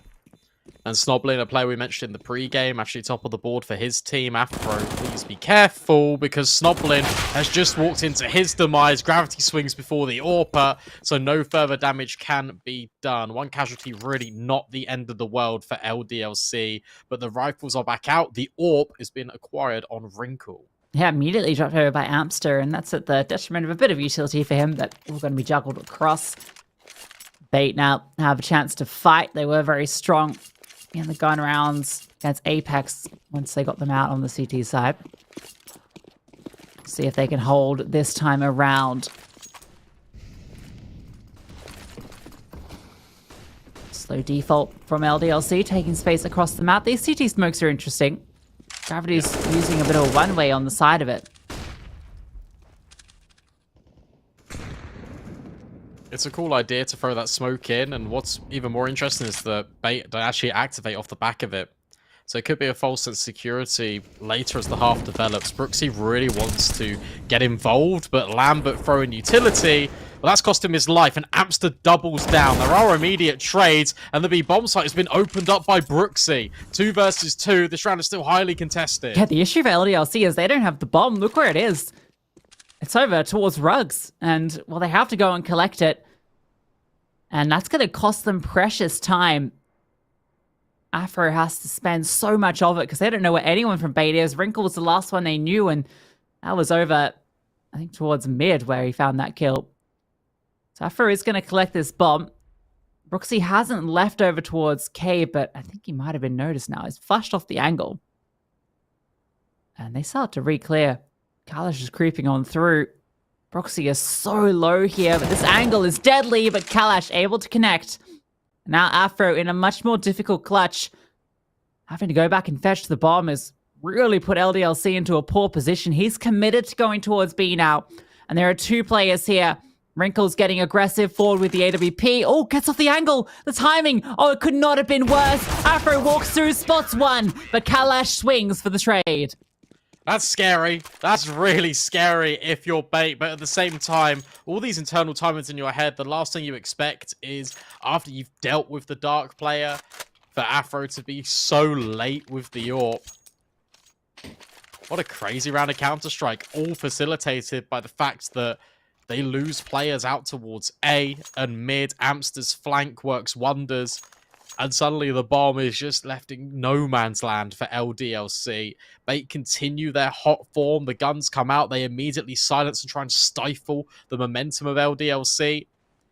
And they're looking for a bit more. The issue you've got is that the round came at a very heavy cost. A couple of FAMASs and SMG intertwined with the M4 and the AWP. It's workable. Pound for pound, these weapons can pack quite a punch if used in the right circumstances. But Anubis has got some very long-range angles on it, which is going to be such a detriment to the SMG and the FAMAS. Yeah, it's interesting. It's kind of like a 50-50. I think it works really well, kind of like a few maps that are like this, where like you can play certain angles really well with those close-range weapons, but as soon as you have to go for the retake, it gets really tricky, right? Like an MP9 is going to be nice over towards A main, but not so great if you have to try and retake B with it. Wrinkle brought down low, trying to get in early with an aggressive peek, but spammed on through. And this T-side smoke towards Dark has allowed Gravity to get in close. Owner deploys his own. Just be careful, because Gravity has shown he's interested in playing around here. LDLC are not afraid to push into this position. Abster has again found Lambert. Second time he's gone down over towards the A-bomb site for essentially free. Flashbang into Dark to gather control. Gravity will acquire that. But speaking of utility, there's only one smoke here for LDLC, so they had to play quite contact heavy. It looks to be an A split at the moment. We've got two players trying to fight this extremity. Amster tucked in the corner playing anti-flash. Wrinkle can be in close contact. Will take the initial. And because you've got a deep line of Kalash, they're not worried about mid. There's the shot. There's the swing out of Amster. A 2-for-1. That feels really good, especially when Kalash steps in at middle. It's all falling apart for LDLC and Gravity. He's got 30 seconds. But he hasn't got the manpower. He hasn't got the money. And Wrinkle's got the shot. Insane round. Yeah, it's really cool, right? Because with the ADP, when you're so low, you can't really be in a position where... well, you don't want to be in a position where a trade is possible, and that's kind of one of the few setups where you can easily get away because you have that second player tucked on in. It's very common, obviously, on the CT side to deploy that, but the fact that they bring it in late with Wrinkle on low HP and he's able to get that kill and fall back, plus the Bait player gets that trade perfectly. Couldn't hope for a better situation for Bait. LDLC have bought into this one. They had just enough to get a semblance of a buy. Not very pretty, but enough to work with. And Oda needs to be careful he doesn't juggle utility and get caught off guard here by Lambert. And, well, he does. That's a nice shot with the Tech 9. Brooksy swinging on through with the Mac 10. Oh, it's a little bit chaotic. Captain Kirker goes down eventually to Gravity. He was just trying to escape, wanted to get through the smoke, but gets caught. Wolf in sheep's clothing, but clothing did not fit.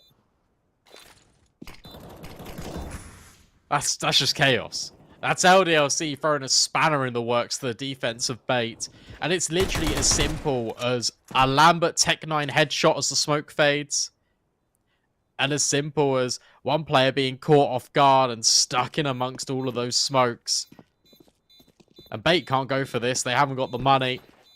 Be a very difficult retake anyway. So LDLC, they completely steal out the round, pull the rug out from underneath Bait. And make the CT... life start to question a few things and start to make things a little bit more of a challenge. After going hunting, they're not going to find anything. All right, well, LDLC bounced back immediately, and that was with not the best buy. Tech 9, though, is the one that opens it up. So they'll be very happy with that.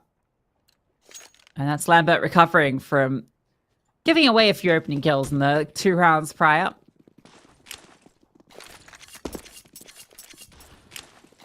Save allows Bait to play into this one. They've got 3 over towards B this time early.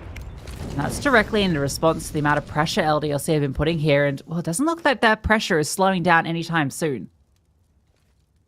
No, they've been able to get a lot of leverage just through these splits. Here comes the flashes again. Owner's just completely blindsided. Brooksy's dinked his teammate, but it might not matter. Captain Kirker with a huge multi-kill puts the round still into a favourable position to try and retake this. The bomb gets planted. Bait are here on the scene already. Lambert gonna slide in towards Goblin. Afro's mollied off Temple, so now they have to come through here. This smoke going to be fading any moment now, but that swing is perfect. Ball swaps in the flashbang. That allows Amps to get one back, but Afro with the immediate trade means that Wrinkle really gets too much done here. If it hit that flick, he might have been enticed to give it a look in, but no dice. And, okay, that was a bit of a wild one. Well, actually does find that kill. And Afro... Ooh. I think Wrinkle's going to just about get away. Afro not quite looking the way he is. So he does live with that AWP, but for LDLC, that was an explosive round where Bait had everyone in the right positions. But Brooksy has been doing so much work on these entries with the MAC-10s, just getting the information, gets that opening kill. Gets a little overzealous there, almost takes out his teammate as he's on autopilot with his pathing, but he opens it up, and Bait can't handle the pressure. It's really interesting watching the smoke being thrown every round by Brooksy. It just lands in the mouth of B main. It's a little bit of a lurk smoke, and they're using it to their advantage because they're all popping through at once. Because it lands a little bit deeper than flush to the doorway, it means that there's so many more players that LDLC can get in that smoke. One flashbang is all it takes. They fan out instantly.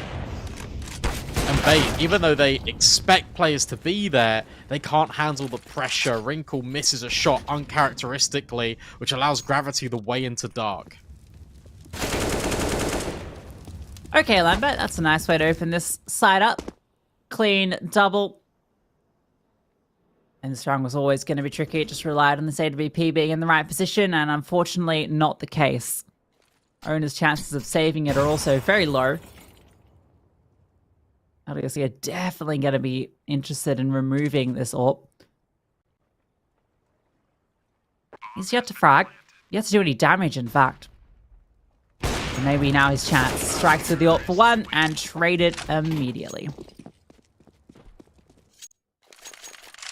There's enough money to get Wrinkle and AWP anyway, so it's not the end of the world here for Bait.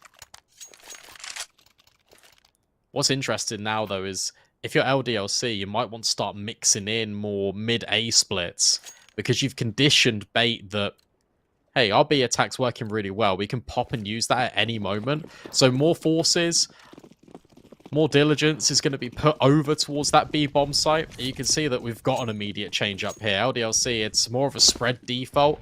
Bomb dropped over here towards the A side of the map again. Hopefully it doesn't come back to bite them.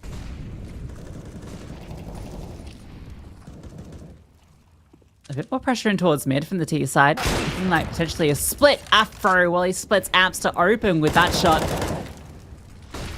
Still two players over towards A. And meanwhile, LDLC are putting pressure in towards Dark. They're putting pressure everywhere. And it's working out for them. Brooksy, ooh, he hears this. Absolutely. Repositions, knows that Captain Kirker is on his way and wins out that fight. However, Owner and Kalash both won theirs. So it is back into the 3-on-3. All very split up on both sides, but Lambert now going to get flashed on through. Start to get a bit of information over towards A, and Brooksy finds Kalash mid. That's a huge kill. Yeah, that's really awkward for Bait. Because yet again, this can really go anywhere, and it seems to be towards B right now. Although LDLC want to gather and use the space they've just created by finding Kalash in the guts of the map. Wrinkle's searching, but Lambert is holding for this. But they move just past at the right moment. 25 seconds left. Wrinkle could be on a quick flank here if they do decide to go towards A, and Owner should get information on this cross. Smoke comes down. Wanted to potentially get ahead of it, and oh, the timing. No, Brooks has definitely heard this and swings back through. Owner going down there, denies Bait anything into this round.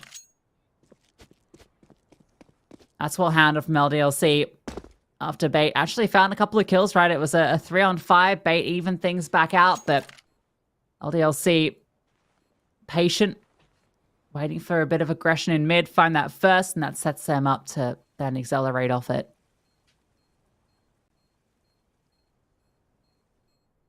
Yeah, the decision to come all the way back and group as a team and walk somewhere was really exciting to watch from LDLC. They've got a really good understanding of where these players could potentially be. Wrinkle now just looking to hold on to the orb. It feels like he won't manage it. And in actual fact, he goes straight into Brooksy's crosshair. But this is the danger. LDLC are applying pressure kind of evenly all over the map in their default. So not only does it feel like if you're Bait, you can't rotate anyone a little bit preemptively, where do you go to try and find these opening kills? Where do you try and fight back? Because you lost the kill out on towards A because Amster was caught because of the really well-timed molly thrown by Lambert, by Ruggs. That split him off from the second player out towards A. Then you've got additional pressure with the flashbangs that can then be thrown by Afro as soon as he's grabbed that kill on towards Dark and B. There's so many moving pieces in the LDLC default, and Bait are struggling.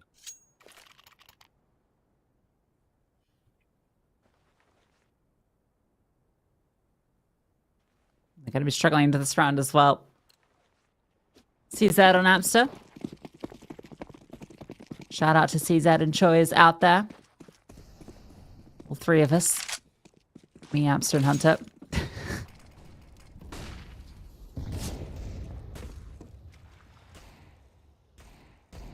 Gravity using the scaff and the smoke as... This is his smoke. Or at least a T-side smoke that he's using. LDLC not finding anything really until they get this contact in mid, so they're getting a little bit of information here, knowing that there's not a lot here for Bait. Still going to be careful with it. No reason to throw anything away here. Good setup for the aggression that's often handed out when you're playing with pistols. Brooksy and Afro are able to find a kill apiece. Off the back of that, you're certainly enticed to slowly make your way in towards B. Gravity's going to be doing just that. Owner is close by, but Gravity has managed to get ahead of him. Finds that one. Now Kalash on the site alone in a lot of trouble. And he's dealt with easily enough. So nice and perfect for LDLC, not losing anybody. Yeah, last couple of rounds, LDLC have just been going through the motions.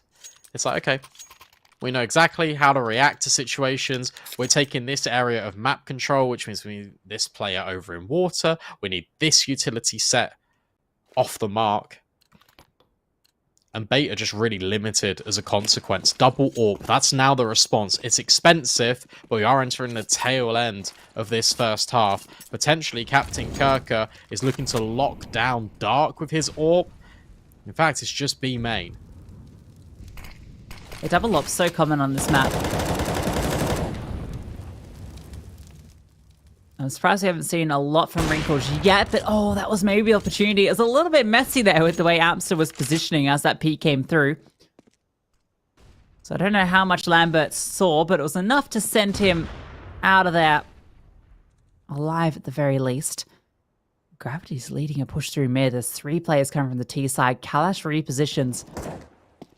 Amster has dealt with Lamberts. Now you've got this double setup here. Oh, what a shot from Gravity. They now start to make their way through to A, but you know that out towards A main is completely compromised, which means you're penned into the site. You feel like you need to fight on through. Gotta push the utility forward at least to give them some space to plant this bomb. There's no mid lurk either because of that A main presence, so Bait have got an opportunity to kind of split this from so many different angles. Owner's going to come in through the heaven side, but in fact, he's just dealt with immediately. Snoblin is burning, but that flashbang is well-timed. Snoblin will find Wrinkle, and now it is just all up to Captain Kirker and Amster, and they walk straight into the guillotine. LDLC, what a recovery on the T side. Yeah, this is fantastic. Up to 8 already. I mean, we know that T sides are strong. We had that discussion earlier, but it really felt like Bait came in looking pretty good. They got those first few rounds, and since then, it's been a real struggle for them. Really not able to find anything on these gun rounds. These CT side woes continuing for them that they had on Vertigo. And 6 looking unlikely in this round as well with these pistols. get anything done when they had the upgraded pistols last time. These LDLC, they might be able to find themselves double digits here, which is exactly what Bait did to them on Vertigo. Yeah, I mean, this one's always going to be 9. But I guess the next question we pose to Bait is, will 5 or potentially 6 rounds be enough? It's going to be a very difficult task for them. So I just feel like LDLC, they just feel a lot more at home on this map. Despite how good they look trying to come back into Vertigo, this feels just a lot more like well-drilled. Well-oiled machine, all the cogs are moving at the same pace.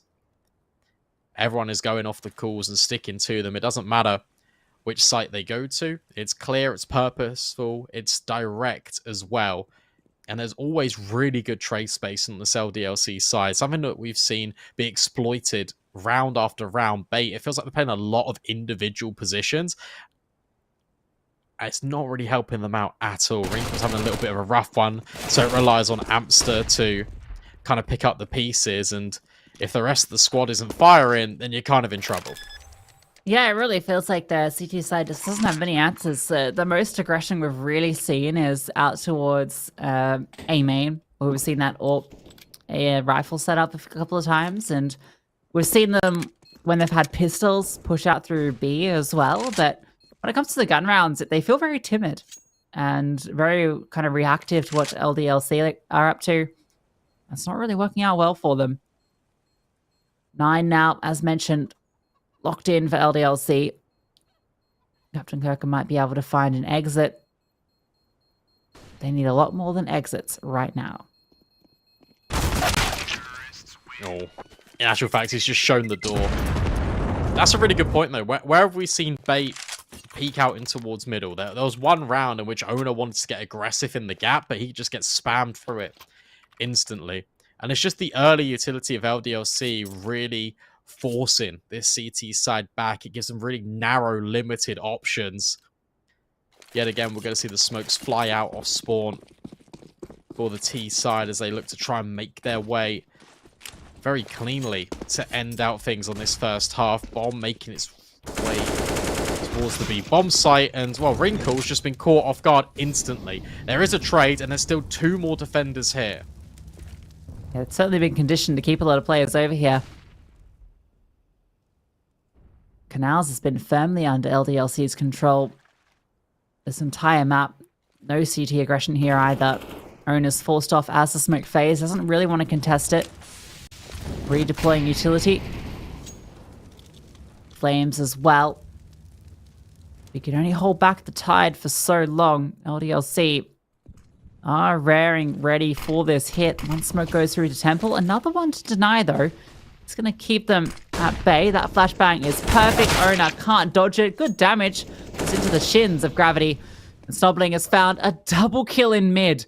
That is destructive. That's the round. He's done it all right there. A lurk through mid to win it. The hit towards B, an irrelevant part of the equation. Captain Kirker has to pull off the ace clutch to get it done.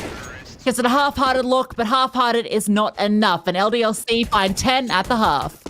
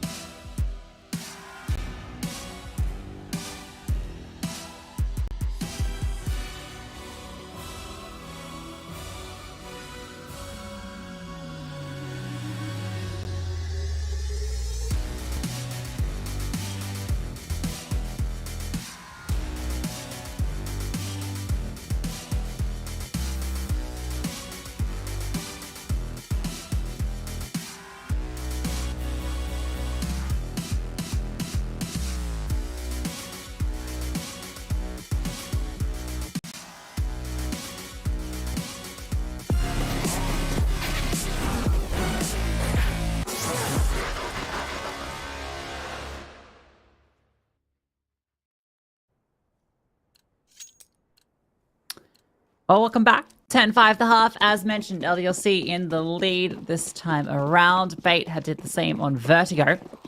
LDLC were able to fight it back. We'll see what they can do now on their CT side. Bait very strong on the T side of Vertigo. Can they do the same here? They're going fast into the A bomb site. Utility over the top. And an Afro are here and both fall immediately. Lots of utility and plenty of room to plant the bomb. Captain Kirk are fighting as well. Snobbling trying to get involved. Gets one. Now they have to find 4 more frags. Both players coming out through the connector. Ampster is here. Drops one. And Wrinkles fast on the follow-up. So a very fast and strong pistol from Bait.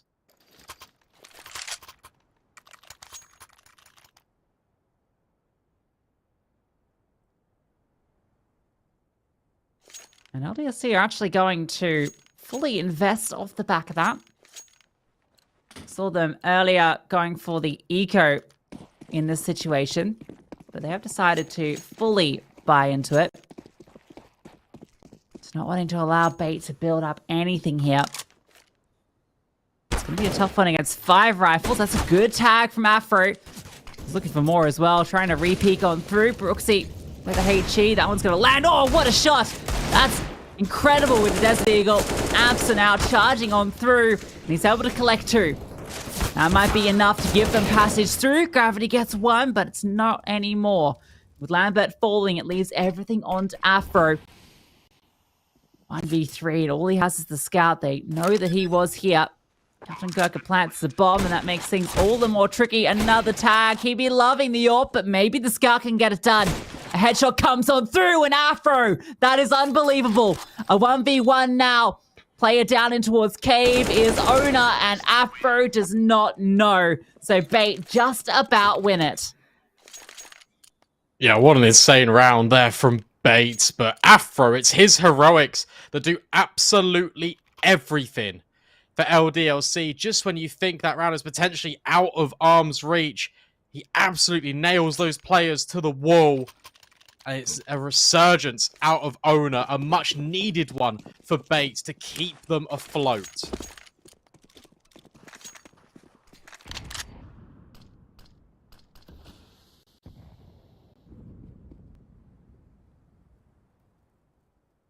And that is going to put LDLC now onto the eco. They opted for the Force, and it doesn't work out. It's a little sad for them. Got so close. I like the Zeus, though. Always a big fan of Zeus. Will they go to Zeus? What do you reckon? I hope so. Okay, give me a call. Yes or no? No. Yeah, it's a no. It's a strong no. They're not going anywhere near him. That's so sad. I cry every time. Especially this time.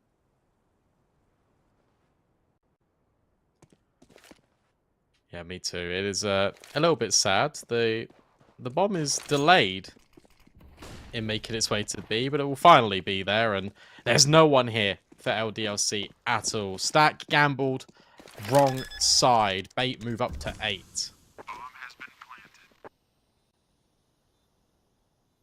See how many Captain Kirker can collect with the Mach 10. That's the next part of this round. Phase 2 now commences. And he might just have gotten none. It depends if he decides to clear through here, but I think he probably doesn't, right? Yeah, he's going to want to clear out A main first. So this group of CTs is going to get away. And, oh, come on. Go for the knife. Why would you not go for the knife there? He wasn't even moving. He was just standing still. You could have got it right behind him, Mach 10 in hand. Swaps to the knife and got the easiest knife of your life. Would have made up for the fact that you didn't get any of these Mach 10 kills. I'm sad. No Zeus kill, no knife kill. Like, what is going on here? Please. Give us something a bit spicy for the remainder of this half. Afro out with the AWP. That's a bit exciting. Because potentially he could find something a little bit early. Uncontested as well, because it's still the bonus buy for Bait.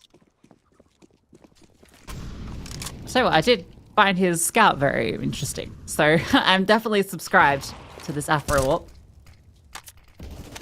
See what he can get done with it. They've got 3 players over towards B early, so they go for that 3-1-1 setup. Wrinkles looking for this spray. It's not connecting. Very slow round from Bait, knowing that they're up against the guns. They're trying to tease it out, find out what LDLC are up to. LDLC are really not giving them too much. Now Bait group up close towards mid. They're smoked off again.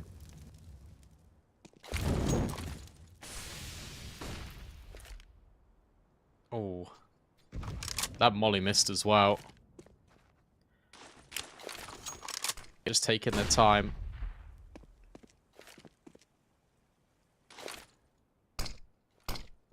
But could find Amster here, and that would be a critical kill.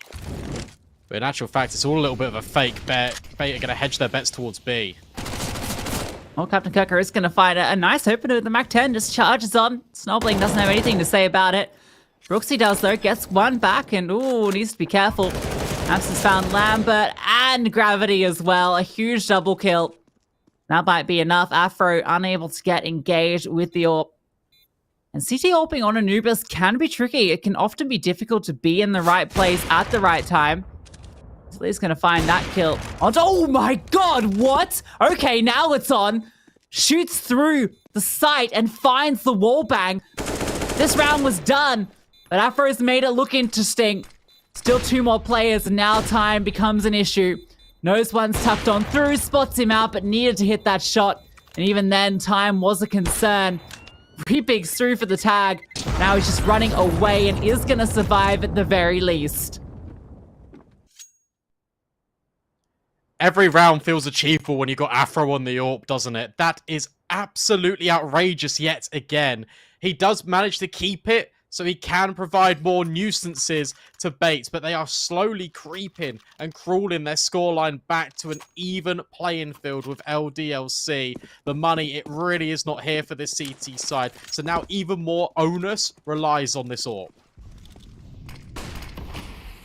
Well, I was excited to see it. It definitely lived up to the excitement. Check this aggression. We never saw the CTs get aggressive out of dark, sorry, on Bait side. Afro wanted to give it a look in, but didn't spot anybody initially. And he needs to keep mobile. He's gone over towards B main now, and I think he's going to be peering on out through there.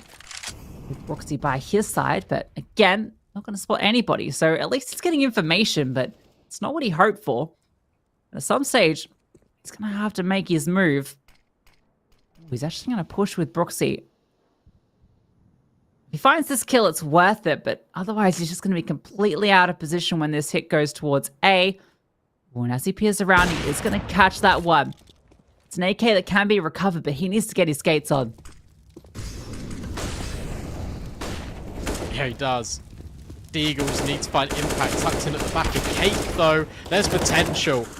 It's not been sold his life, so that means that the Lambert dream is still here, and he does find 2 kills. That's essential, but Ona's fighting back. 2 versus 2. You still got the AWP alive, remember? Afro's now rotated over towards middle, and it all hinges on this next peak. Wrinkles actually swapped up to an AK. 25 seconds. And the combination combines. Afro even finds more impact, and it's the sole sniper to get LDLC the round. Yeah, opens it up and closes it as well. That tag was everything, allowed the 5-7 to get another, but I mean, you gotta give so many kudos to Lambert there. Completely sells his teammate down the river, but he's able to get the double kill off the back of it. They think it's free. The bomb plant starts to come through, and Lambert wins out 2 duels with that Desert Eagle. Should never have happened. And that's enough to get LDLC around that they really had no right winning. Bait now on the back foot off that one. A pivotal round for them. Look at their money. All these AKs. They have to get it done.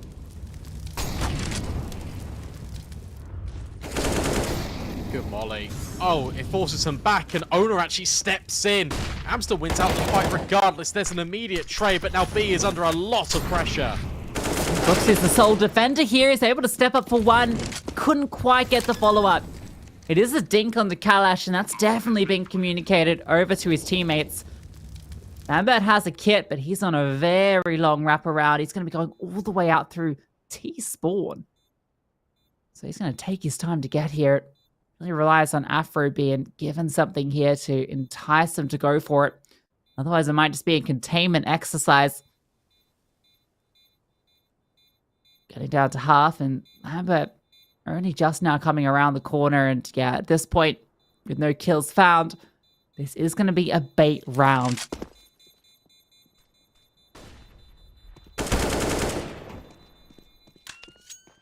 At least Kalash falls. That's a little bit of a saving grace for LDLC. They try and make it as expensive as possible. That does limit options because it means that bait are going to have to drop. They're not going to have all the utility at their disposal either.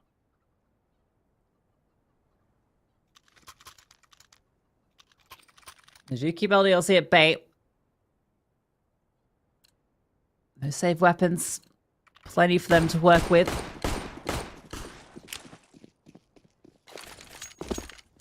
So one blip at the moment on Bait's T side here. 5-1 record currently, so looking very solid. That conversation about their T sides being so much stronger than their CT sides continues here. Now was an opportunity for Afro. Unfortunately, doesn't quite land it. But I love seeing these aggressive plays come out for him. That's a few rounds now where he's really making moves.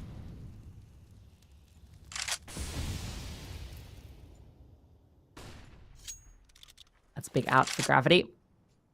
Brought down to half off the HE. That one bounces a bit funky. And the smoke being deployed now. Does look like Bait are interested in B. 3 defenders here. Looks he's going to drop the flames to keep this part of the hit at bay. But Captain Kirker has found an opener. 2 HP and Afro goes down off the swing.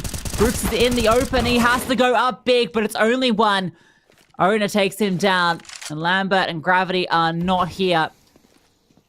Off the back of that, this looks like a round for Bait. Bomb being planted. They can lock it in, and it's going to be 11-11.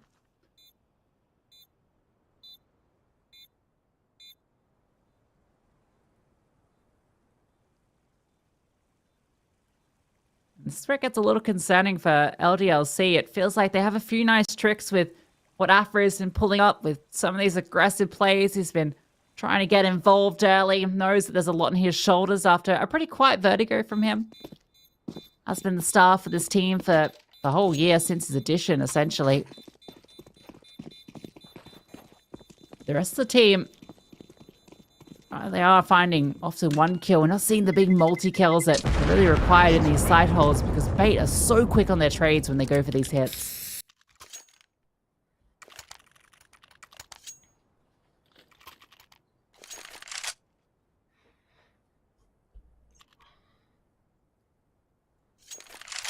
Good news at the very least is they are saving these weapons over consistently. And with that loss bonus racking up, they've constantly got these bites coming on through.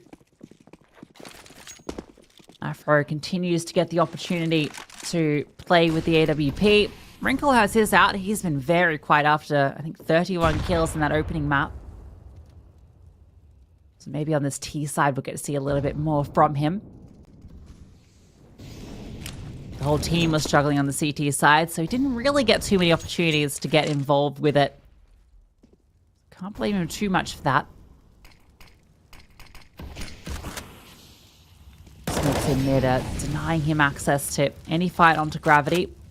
He's doing pretty well in this solo hold, considering if he goes down, it's a complete open avenue to go on towards A, due to this 3-player lean over towards B.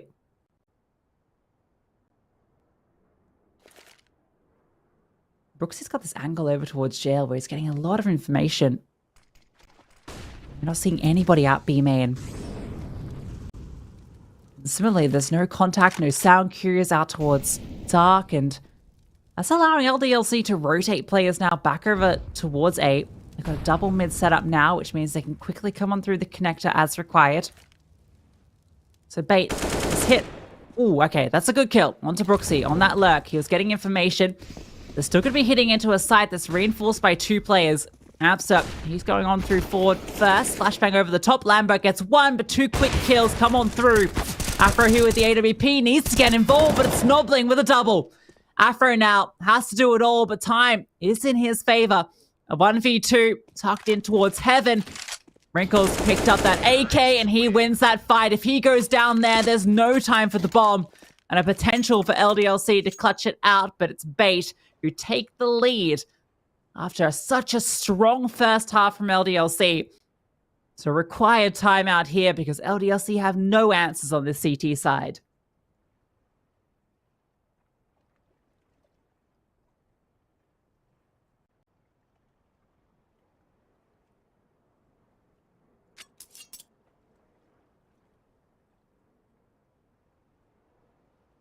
It's going to be a tough follow-up round for them as well. Afro and Gravity can't really invest, so actually, okay, they are going to force into it. This actually ended up not too bad in the end. All things considered, just comes at a detriment of utility. But Afro does get the AWP again.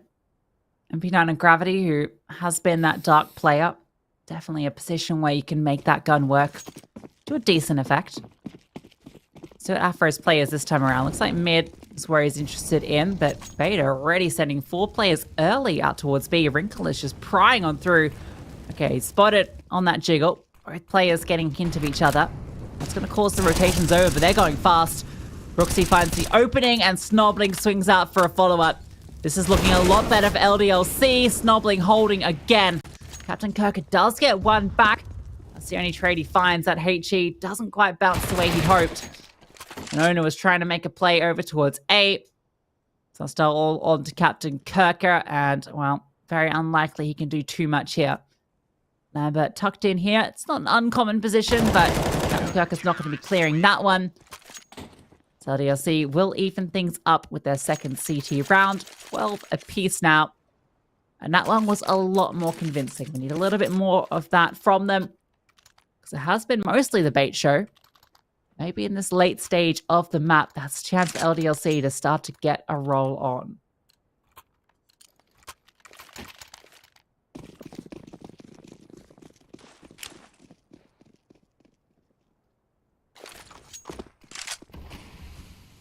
Bait this time around.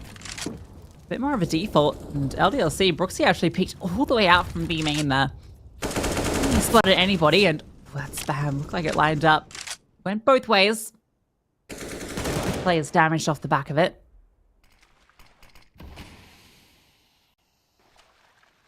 Owner's just going to post up in canals. Wrinkle has a nice position in towards mid. No smokes to block him off this time around. And holding that one down, he's going to allow Kalash to walk on forward. Slowly taking the space in towards mid. And LDLC, this conditioning has led them to put 3 players over towards B, including that AWP of Afro.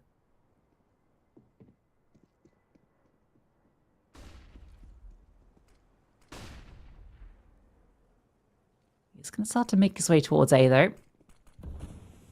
That's as Abster is throwing a bit of utility over here. Smoke forward. It's all a bit of a ruse, and Lambert is going to come wide to that quickly, but it has meant that Afro has been repositioned, so they've done well in rotating players off. Just 2 on the side, but Brooksy and Snobbling, they've been holding strong these last few rounds. Now they have to do it again. Oh, that Molotov is well timed. Going to keep them at bay, and the rotations are fast. Everybody has arrived. Kalash in the backlines could still unravel a lot, but they have to get this bomb down. They have to get it in. Captain Kirker's trying to plant, and he's just about able to get it done. And that's huge, because Kalash is still on this flank. He's coming through Temple. Afro has found one on Captain Kirker, but Kalash arrives, and the Kalashnikov sings. 2 kills come through. And Owner is locked out Lambert.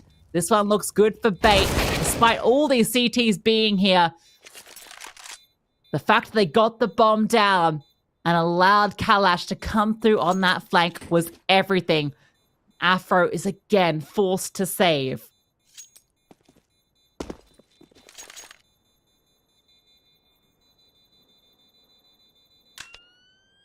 Which thankfully, just about be allowed to do. They don't really have the resources to go hunting. They do now have a 13th round. And none of these have been easy because LDLC have had these full buys each time, and that time around they had everyone there. Bait winning out the important fights.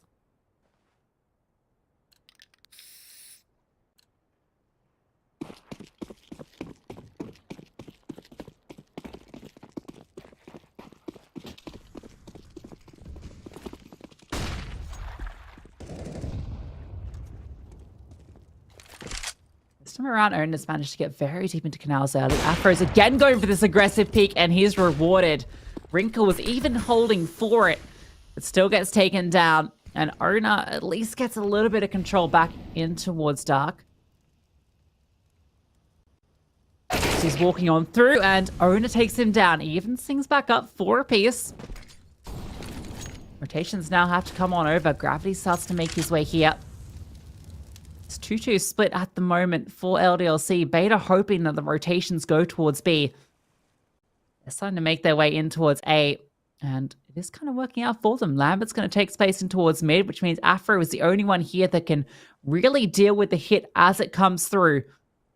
Still enough utility here for the execute, but they have to get past the AWP of Afro, who has proven to be an absolute turret on these sites. Peeks on out for first. Amps drops. That's information now gathered, but they're still not committing. Only just Amps are spotted. Captain Kirker now announces his presence, and the Molotov lands. Lambert catches off Owner, though, so it's a 2-on-4.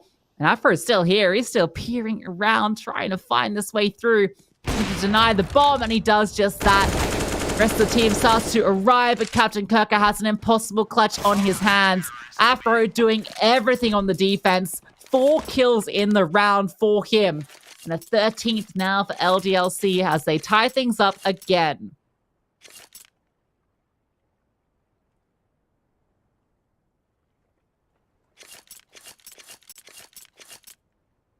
Pause coming through because this is a critical juncture for this game. And for Bait, well, they have nothing here to work with.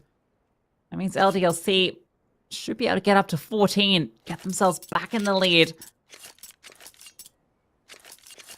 Finally getting into the groove of this CT side, and it's all come down to Afro being able to get involved.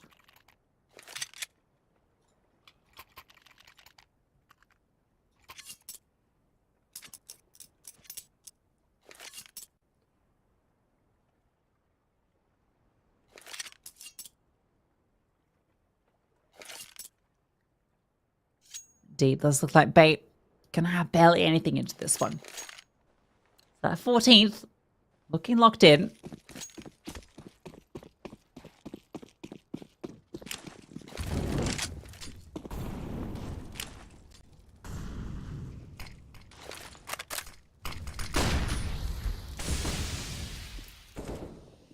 Owner disrespecting the smoke, but he's just got a Tech 9. The only one with really anything outside of Captain Kirk is Desert Eagle. Given how close some of these rounds have been for Bait, if you can keep them honest, use some of that utility, maybe find a sneaky kill. That would feel like a victory here. So we'll see if they can get up to anything here. No flashbangs at all to set up any sort of flood onto a site. You'll often see a couple of flashbangs purchased if you want to go for something like this. But instead, they're opting just to brute force, try and overwhelm Zerg Rush this site. And well, with the AWP here, there's definitely an opportunity to do that. Oh, that timing is not good. Afro swapping to the P250, and that actually might be the weapon for the job. He's going to drop the bomb and gets another kill as well. So yeah, maybe the AWP not needed. You've got a $300 sidearm that will do the job just fine. And Stobling has also just been fantastic here on these side holds.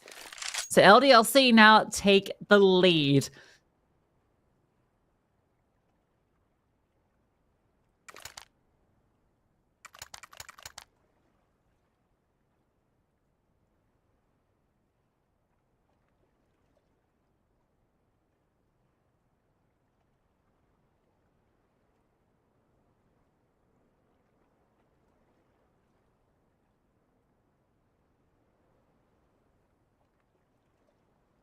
A lot of late game pauses coming through.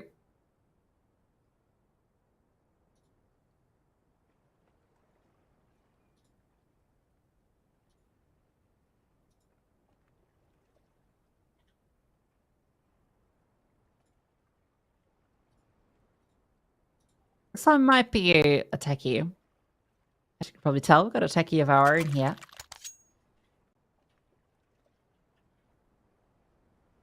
Missing B-Dog, but hopefully won't be alone forever. And hopefully whatever's going on in the server can be resolved quickly, but you can take this moment to relax, have a drink, and enjoy the peace and serenity.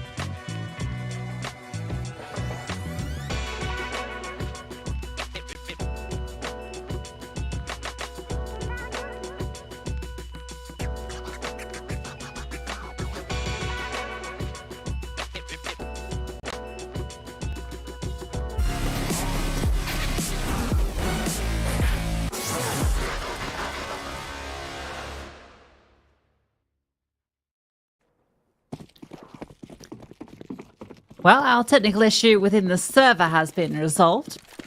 So now LDLC and Bait will get back into action. Round 28 here. 14-13, closest can be between these two teams, as it was on Vertigo, which required the full 30. Could be the case here with how Bait have been playing these T sides.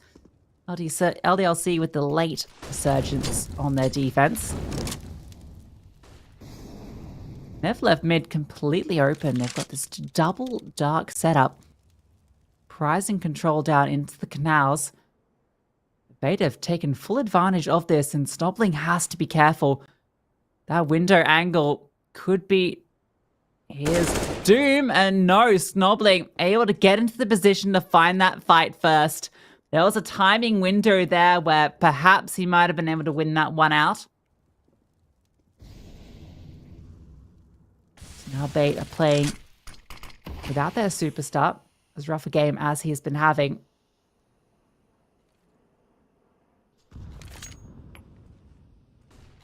Gotten their space in towards mid.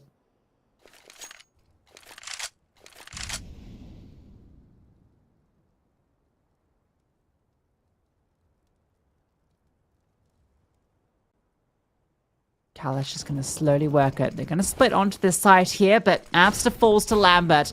Now they're forced on through. That tag does a lot, but Gravity does even more. 3 fall to him. And LDLC find themselves onto map point. 15-13 now. And Bait are working with Peanuts. Look at what they've got. All of the wind taken out of their sails on their map pick. That T-side start is so strong. Now it just feels like it's falling short.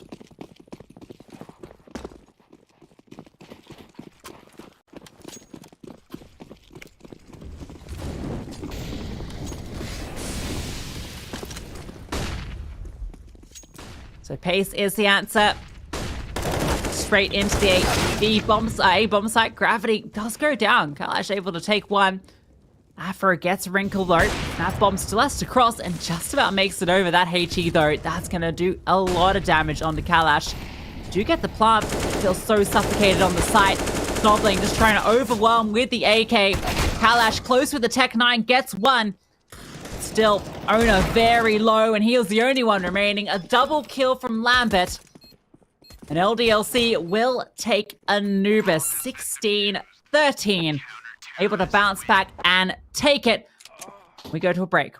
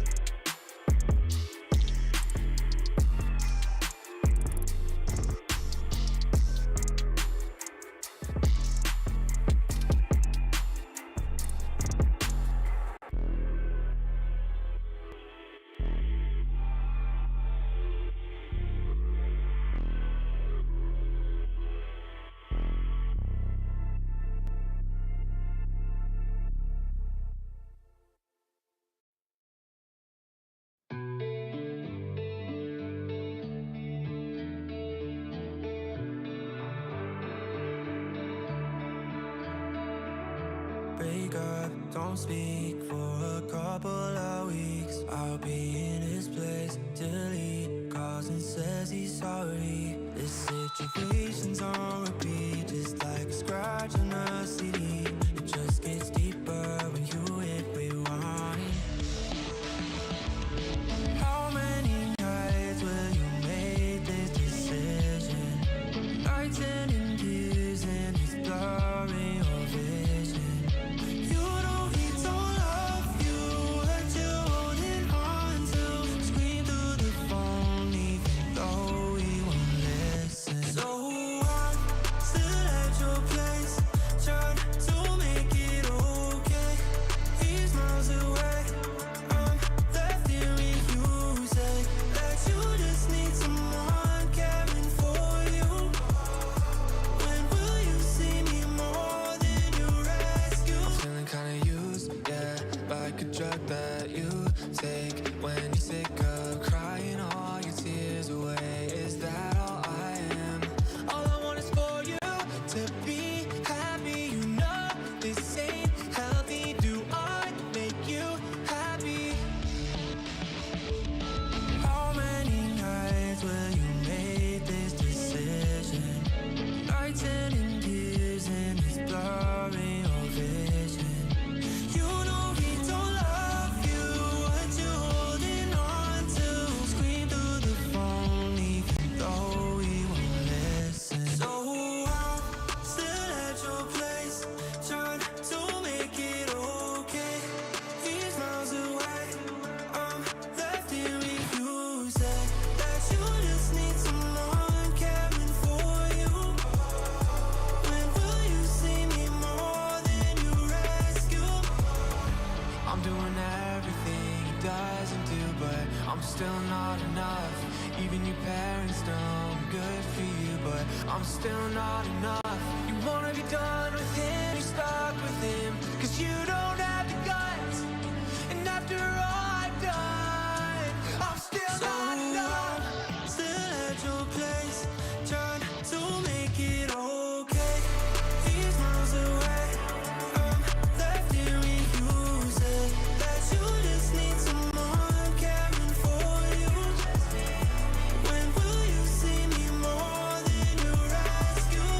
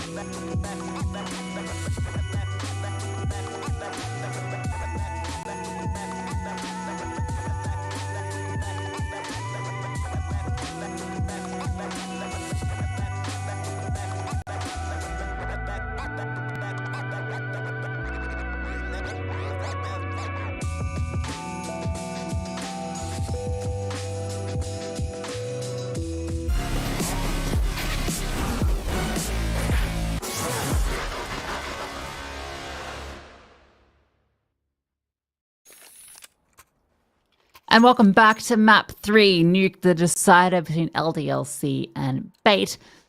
Excited to jump into this third map. Hi guys, how's it going? I say we're excited because there's two of us now. Yeah, we are, yeah. Sorry about that. Technical hiccups and everything. LDLC starting on this CT side, and for Bait, it looks to be a top floor approach. You've got quite a lot of utility that can be used to flash out top huts, such as Owner is doing, and also potentially towards the back of site. Rains in, but Soblin is completely unaffected by it. It's scrappy. It's an absolute mess. But in actual fact, all the kills are falling in favour of Bait. Afro, one of the last defenders here on the site, actually strikes down for 2 kills. That is absolutely immaculate and allows Lambert to clean up the rest. Ooh, how does Afro pull that off? Snobling has the most awful duel ever over the top of the hut. I think he put about 8 bullets into the chest of his opponent. It's actually Brooksy that found that kill, but Afro knows he has to make a heroic play, gets to that, staying out in the open, not reloading, had a couple of bullets left in the chamber, 2 at most, and able to collect that kill. Fantastic. And off the back of it, Bait, they have nothing into this. Owner with that hero Tech 9 that he's been doing a few times. That's all he's going to be working with. And it doesn't get anything done. Yep. No. Well, actually... I mean, I only found 2. Sorry, yeah. The rest of the team didn't get anything done, but he did. Boo. That's fine. 2 kills. Pretty decent. Pretty decent. Bait can now just invest. That was only the eco. Got all the AKs out in play now. Couple of SMGs that are actually just being upgraded. No, never mind. It's Lambert dropping one to Brooksy to flesh out the money, keeping it a lot more even. This is the first true test now for LDLC. Bait have got all the rifles in play. They've got a decent splattering of utility across all of their players. So let's see if they can make it work. Gravity applying early pressure towards main, and Afro delegated with supervising outside. Spokes coming on through. Deploy that incendiary, and that spam is beautiful. What? I was about to praise the one. How'd he get a second there? That's insane. I can't believe he just spams through there. It's only 20 bullets and it's enough to find 2 kills. He's not done. He's got another. A third potentially because Wrinkle's here, but no, Wrinkle does eventually find him. That throw was done enough. Surely. Are you kidding me, Afro? Really? Just when you think he's done enough, he actually just goes around the corner and finds more. Gravity should be able to clean up the other 2. Wrinkle will actually find him, but that is about it. Gun round secured very comfortably, and the MP9s, unfortunately, don't become M4s. Yeah, it's a little unfortunate.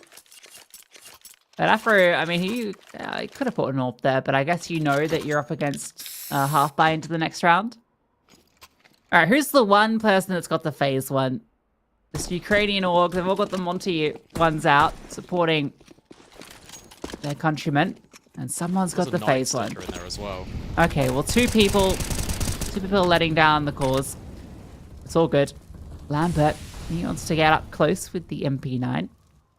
He didn't spot any of those players when he got into position. But Snobling, he's going to spot a lot as they come on through, but only good for the 1 kill. And now it gets a little scary.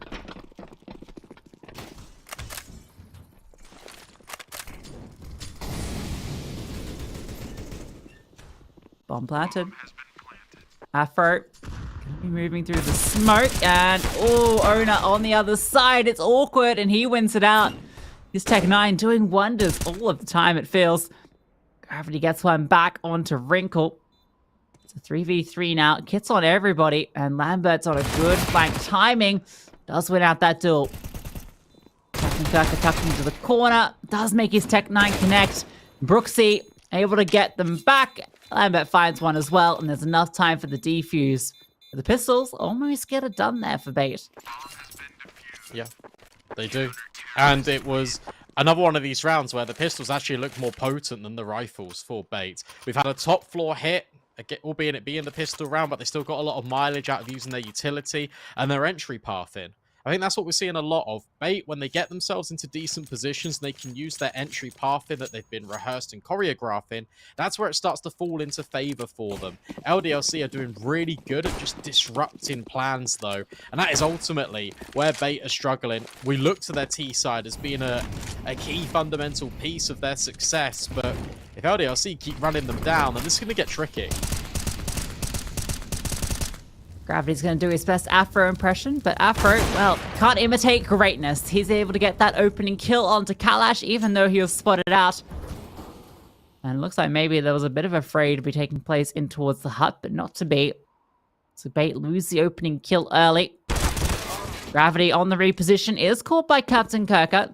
So it is getting put back into the 4-on-4, and Afro was brought very low from that duel earlier. It's information that can be given over. Although that said, it is the AWP, so not as big a deal.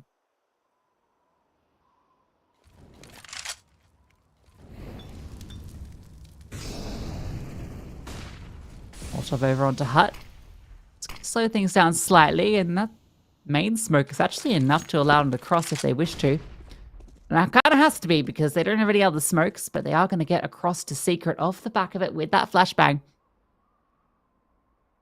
3 players making their way down. The 4th in Amster at the moment just going to be lurking behind.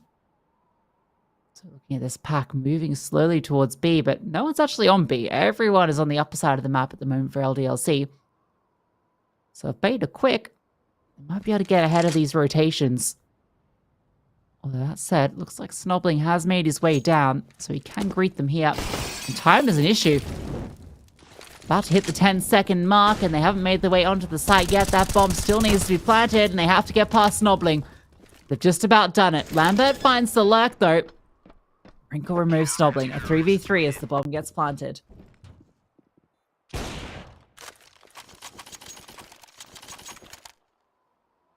Wait. They ran out of time. Oh my god.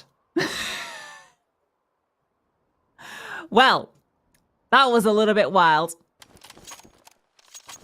As you expect, see, I was expecting B-Dog to be there, but unfortunately he dropped out. So I got a little bit caught up in that, and LDLC won that one by default. So always keep an eye on the clock, kids. That was an issue. They had 10 seconds as they entered, and it wasn't quite enough to get the bomb down. It must have just been off the mark. That one hurts a lot, because it felt like they'd done enough there, particularly once they actually got in the site. Wrinkle getting ramp control, and what could have been. And with how much of a struggle some of these rounds have been for Bait, not just here, but also on Anubis, that one stings all the more. And it's going to give LDLC a little bit of added confidence. You got to be feeling good about a free win like that.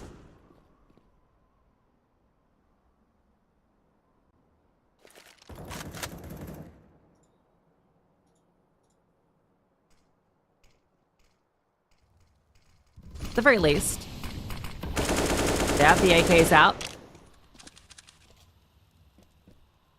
Utility again will be light. And, oh, okay. Wrinkle, nice opener onto Gravity. Good headshot. Afro forced to play a bit more passive, and Bait are able to get down into Secret. Roxy has rotated to greet them. Common off angle. The one that's normally good for at least one, but really, he needs to come up with the multi-gear to slow them down. And look at that wide swing.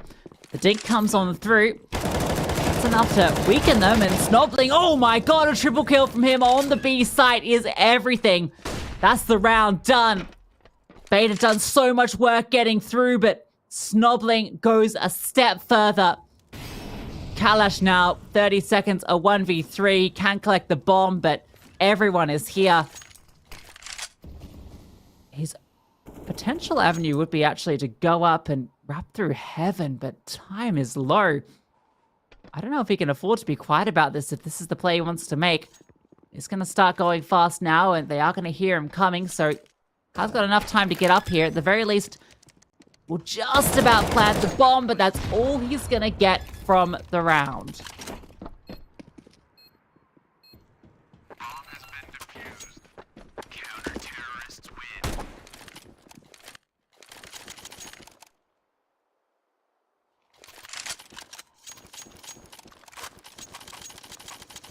And off the back of that, it is a 6-0 start for LDLC. Perfect, even though one of those rounds shouldn't have been.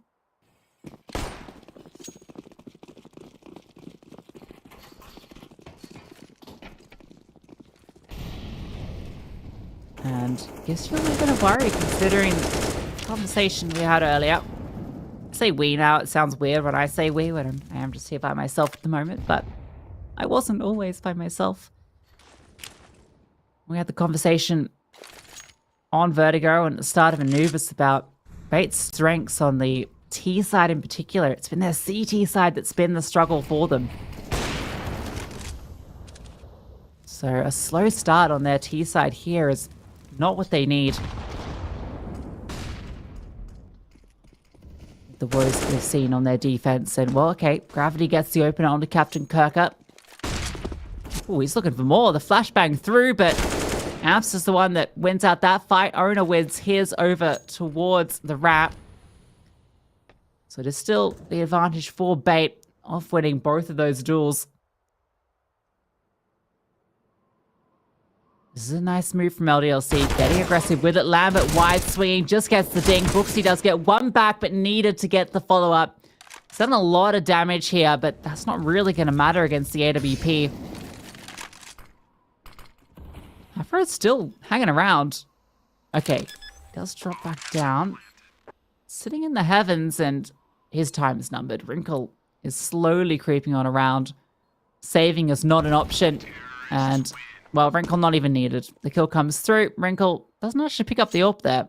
Interestingly, decides to keep with the AK despite that being there for the taking. So Bait will get their first round on the board. And they do that just off the back of really a couple of one-on-one duels that they win. One outside, onto Gravity getting aggressive, and then the kill on towards ramp. And that sets them up then just to push through find those two aggressive CTs towards lobby. It's easy enough.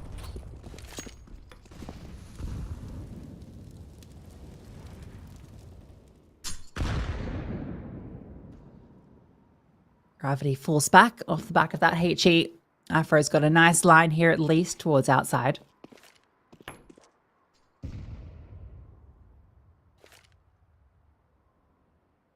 LDLC are so ready for this top hit.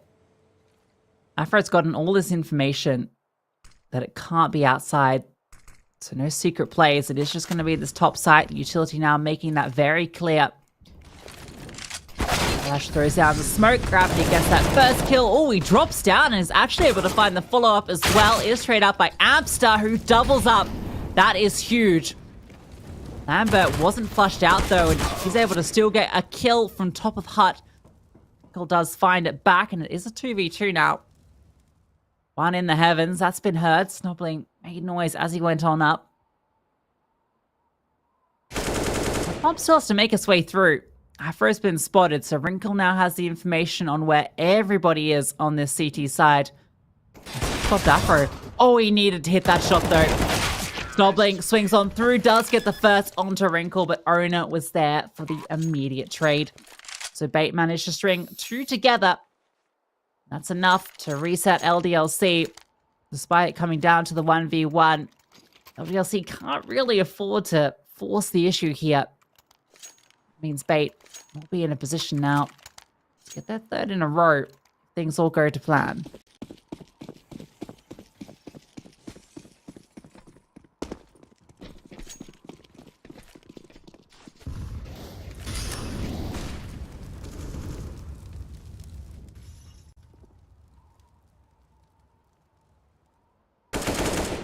And against the pistols, this one should go by the book.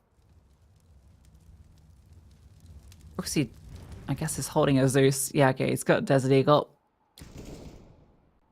Bradley's found one with the 5-7. That's all he gets.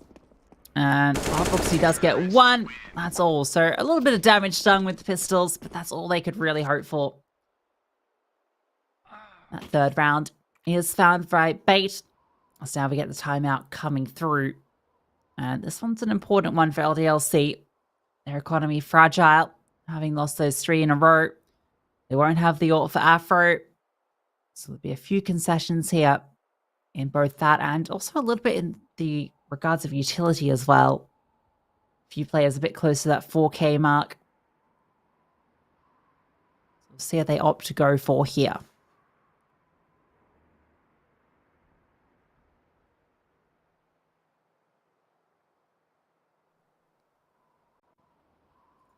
Though, given the length of this timeout, one suspects that maybe it wasn't just the tactical.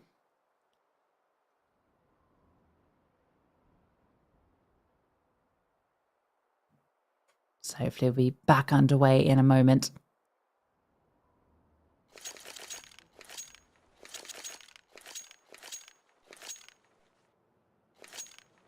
Both teams taking their map picks in very close affairs as sent us here to Nuke. And for both, the Nuke has been a bit of a mixed bag. Bait have definitely found a little bit more success here lately than LDLC have.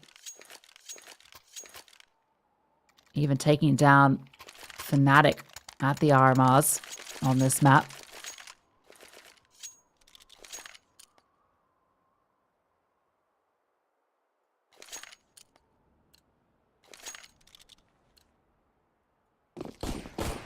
LDLC, it's been a little bit more up and down.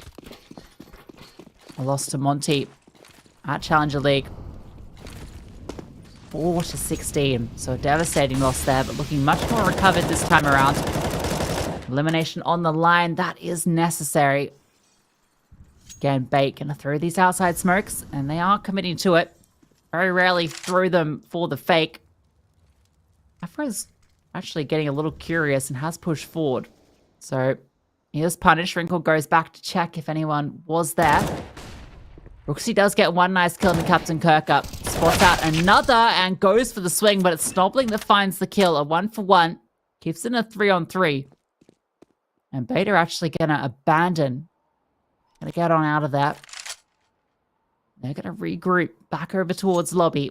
Lambert is the sole defender on A itself, and he's got the auto shotgun in hand.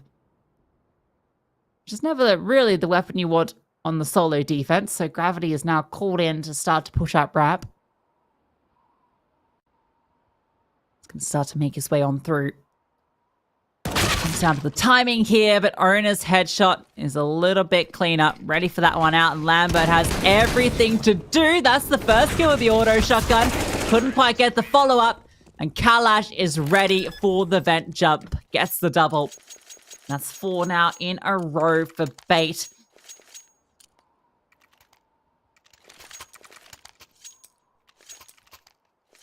This pause might be a bit more tactical.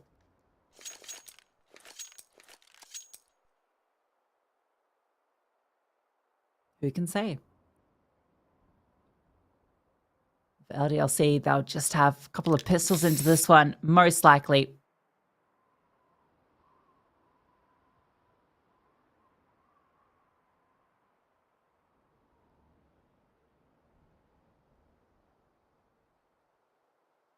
And not even investing anything yet. Okay, Gravity is going to buy a 5.7 and a smoke.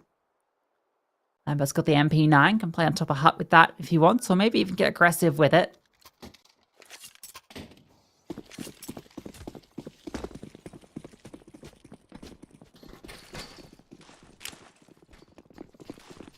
And like a fast one for Bait, though, in response to knowing they're up against the pistols, they're just going for the vent dive. Don't always see this one in play, but it has worked out well for them. 3 get down. Owner puts the Molotov behind. They are able to get on through. And Mac-10 can go fighting over towards the ramp, but oh, a nice shot from Snobling. Gravity's found Captain Kirker as well. This one's starting to get a little bit scary for LDLC, for Bait, sorry. She managed to get down and get that bomb planted. Wrinkle is holding this drop towards the vent. Kalash is stuck over towards the silo. He's able to fight his way out for one. He actually just wants to stick around here. Use the AK for the long-range advantage. Has this crossfire set up as well, but it has to be both these players that do it all. Nona, he can't defend his teammate. Gravity swings on through, so now Owner has to do everything, and he's taken down by Lambert. It's just the pistols and MP9, and they get it done. A stolen round for LDLC to get their 7th. Bomb has been defused. Counter-terrorists win.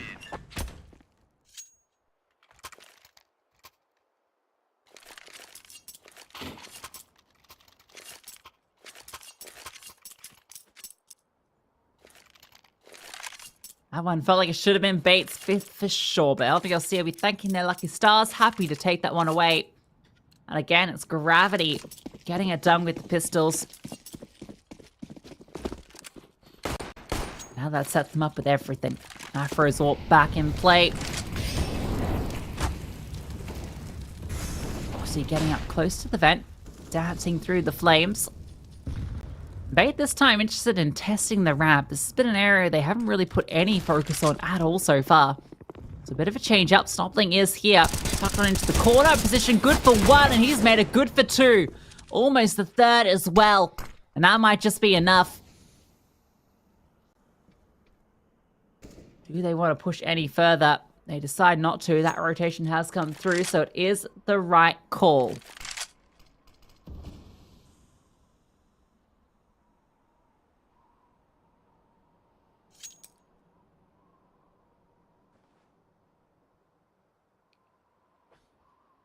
Regrouping now with Wrinkle's advanced spacing outside.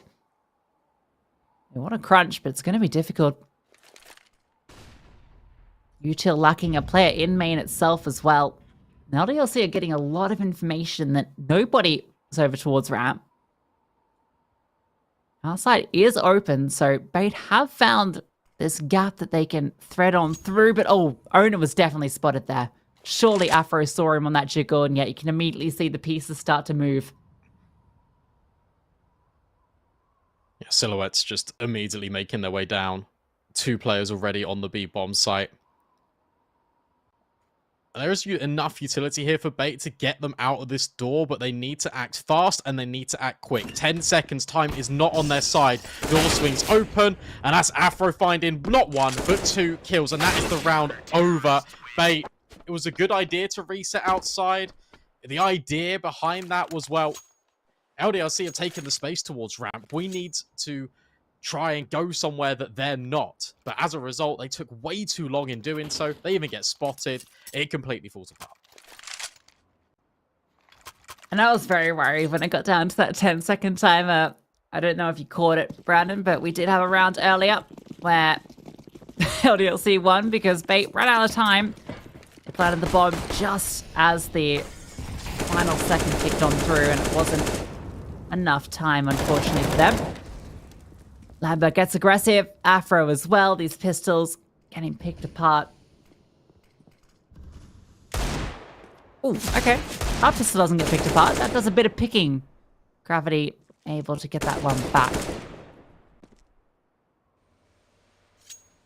So not too much damage done here. Captain Kirker having a bit of a tough one. We'll see what he can do here with this Desert Eagle. Plenty of time to consider his actions, but his position known, and Lambert is already up close, so he's going to have his knife out as he comes around the corner. Easy as that. LDLC look really strong on this CT side. It just feels like, yet again, we're kind of seeing Bait with ideas, but the execution is just slightly flawed, and there's so many moving pieces to the LDLC defense. It feels like their variations are really stifling any forward positions that Bait want to throw themselves into. And as a result, they don't really have a plan B, a plan C. And you're really seeing the limitations and the implications of that, because LDLC can continue to build whilst Bait are just kind of stuck in the mud.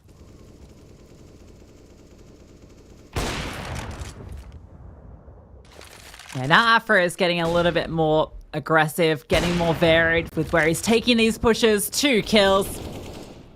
He wants his 10th round. But Wrinkle has other things to say about it. 3 kills fill the feed with his name written all over it. Owner finds one as well, so before you know it, it's just Brooksy left. Very little he can do here. Bait members swarming everywhere. Wrinkle is already deep into the B bomb site as that bomb makes its way down. And, well, Brooksy has actually made his way down here, so there is a chance. Getting past a Wrinkle. I mean, this angle being held by an AWP. Surely not. And indeed, it's going to be the 4th for Wrinkle. What a round to come alive. Yeah, essential. And we've got to think as well, look, it's still T-side Nuke at the end of the day. 6 rounds would be perfect here. If they can recover this situation from what was potentially just an LDLC trouncing, then Bait have got something to work with. They've got a lot they can really do with it. What's interesting is it feels like every single different map, Bait has a different individual popping off. And it's not really everyone working in tandem trying to get the result over the line. This time, Owner is having a stellar performance. Compare that and contrast that to Anubis, where he was really short and flat on that CT side.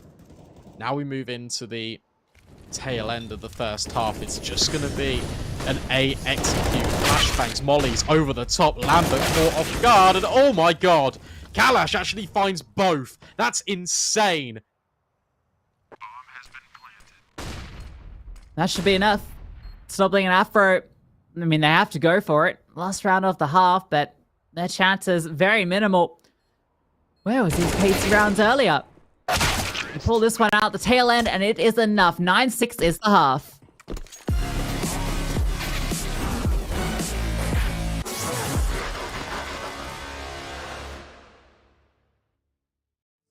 Sorry, this situation's on repeat, just like a scratch on a CD. It just gets deeper when you hit rewind. How many nights will you make this decision? Nights ending tears and it's blurring your vision. You know he don't love you, that you're holding on to. Scream through the phone even though he won't listen. So what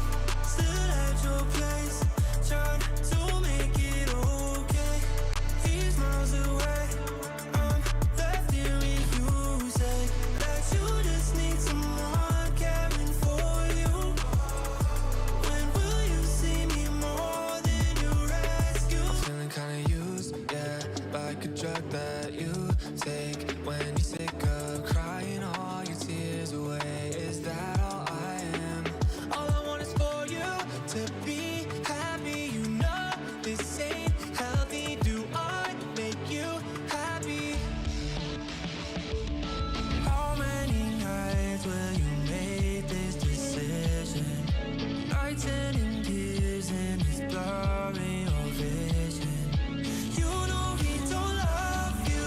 What you holding on to? Scream through the phone even though he won't listen. So I'll still at your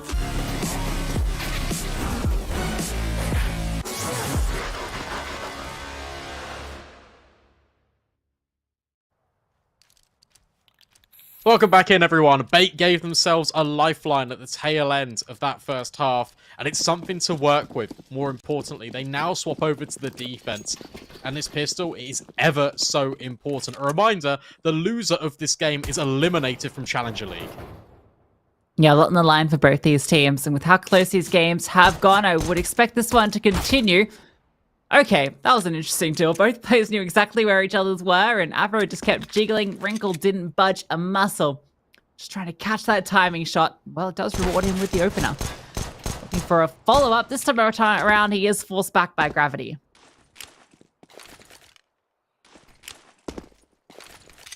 Yeah, using the nades outside to create a distraction for the players down ramp to give it a look in.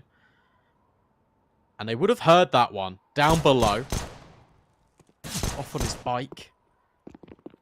And that allows the opportunity. LDLC looking to take space. I think they're going to wrap heaven here. And that's actually quite scary. There's 2 players up here for B8. No one looked up the ladder. They just ran past. All right, well, gravity is able to get one. This is now a really awkward fight through the railing. Lambert's won out a duel over towards ramp, though, and that's going to give them the pathway back towards B. This one rotation come down in owner. Still disrupt, depending on where they opt to plant, but they are going to go for the safe plant with all the positioning they have. So it will have to be the retake now from Bait. Wrinkle is so incredibly low. The Kalash does have the kit and a smoke. They just need to find their way into this. Everybody's in the right position. 2 of these T's are also quite low. Issue is you don't know where any of them are positioned in this post plant. Oh, owner gets the kill in the gravity. That's a big one to be finding. Now they can take space. They know that has to be coming through double. That smoke can be dropped, and there it comes through. Bomb can just be stuck, and these shots have to connect. Wrinkle peppering them down, and the defuse comes through for Bait. Yeah, really nice little micro readjustment off of Kalash. He doesn't actually stand directly in the doorway, susceptible to the spam. He kind of goes a little bit of on a diagonal, makes it that much difficult for LDLC to knock him off the wires. And the fact they got the support there for Bait. Wrinkle. Once again, it's just him being so instrumental. Feels like whenever he can get involved and contribute to a round, it's always going to end in success. It's a force buy for LDLC as well. A couple of AKs. That's a decent HE, but it's onto the scout player, so it's not really the end of the world for Afro. Wrinkle now looking to post outside, looking for even more damage, and that is spectacular. Yeah, HE goes over. Doesn't actually connect. Okay, Snobbling, that's nice as well, but Wrinkle's found another. Snobbling looking to deal with him and does so in a great fashion. Puts it back into 3-on-3. But he's low, as is Brooksy. And positioning is weird. Owner is very bold in walking around with his knife out, but does have Amster holding deep from CT. So I think they know they've got this player locked in towards the garage. Lambert could be a key figure. I think he's deep in towards ramp, tucked in towards the boxes, waiting to see if someone pushes through. LDLC are just waiting to see if Bait make a mistake, but that's gonna... Oh, okay, the mistake. There it is. Snobbling. It felt like he was dead for sure. Good trade. The issue you've got is this bomb. Okay, maybe it's not an issue at all. Brooksy finds the kill, understands where owner is, and now he can make his way either onto A or... Yeah, definitely onto A, because Lambert's in heaven. Easiest kill of his life. Solid round from LDLC. I can't believe how patient that is, just to ensure that he finds the kill. And the timing, yet again, it's been a testament of this all series long. These micro milliseconds, just the difference between a round being won and lost. Yeah, something to be said about having your coach alive when you're in those clutch positions. Just to be able to make the call. Fate are going to be the ones forcing up now. So continues back and forth. Ona getting aggressive with the Desert Eagle, but it's Captain Kirkers that strikes first. That's allowed Ona to sneak on through. Gets that first kill, and Afro does trade him out. There's still that advantage for Bait. And Afro has to be careful. He's out here with the bomb. I do believe they got Lambert down the vent. So they want to try and group up with him, but that's going to be difficult because you've got Wrinkle who's actually down in Secret itself. Maybe it's time to send Lambert forward. Oh. Well. Oh. Well, you don't need to go there anymore. Yeah, I guess so. Captain Kirk has got a good angle here. Nice. Okay. Hits the shot. Gravity recovers. 1v2 now. No knowledge on where these remaining CTs are. At least got time to work with. The issue is that these guys are now just repositioned into a pretty decent setup. If he elects go towards A, which is exactly where he's heading, you need to clear CT vent. I feel like that's a more expected clear out of Gravity, or he could even just try and path his way down in towards the vent, but he's been loud about the approach. That's going to give all the information away. Amster and Wrinkle can now just join forces and get this one locked in. Gravity, where do you reposition and where do you clear? Because there's so many little angles. He's going to fight back through, gets the first kill, and he's ready for the second. Gravity rising. That is a fantastic clutch. 3 in the round. And denies Bait's force by coming through. And that might be the most critical round of this map because Bait are now finally reset off the back of it. Gravity does everything for LDLC. Is it a fair comment to say I think Bait sometimes are better with the pistol rounds than the rifle rounds? Like, the amount of deagle kills they're grabbing when they really shouldn't be, it's audacious. This one should always be an LDLC round, though. These ones are not quite packing the same punch as your Deagles and your 5.7s. Just literally USPs. And LDLC have put themselves in such a good spot. Bait, yet again, their defense really is showing vulnerability. And they've only gathered 1 round so far since the half swapped over. I like how in the space of about 30 seconds, Lambert goes on an adventure all the way through the vents up to ramp. Makes it all the way there unscathed. And the USPs are going to trickle away. That's not very exciting. No. What are they going to do? They're going to save the integrity of the round. And they're going to spare their blushes. There's no reason not to. Like, I guess you save your KD, but like... You're preventing Lambert getting money.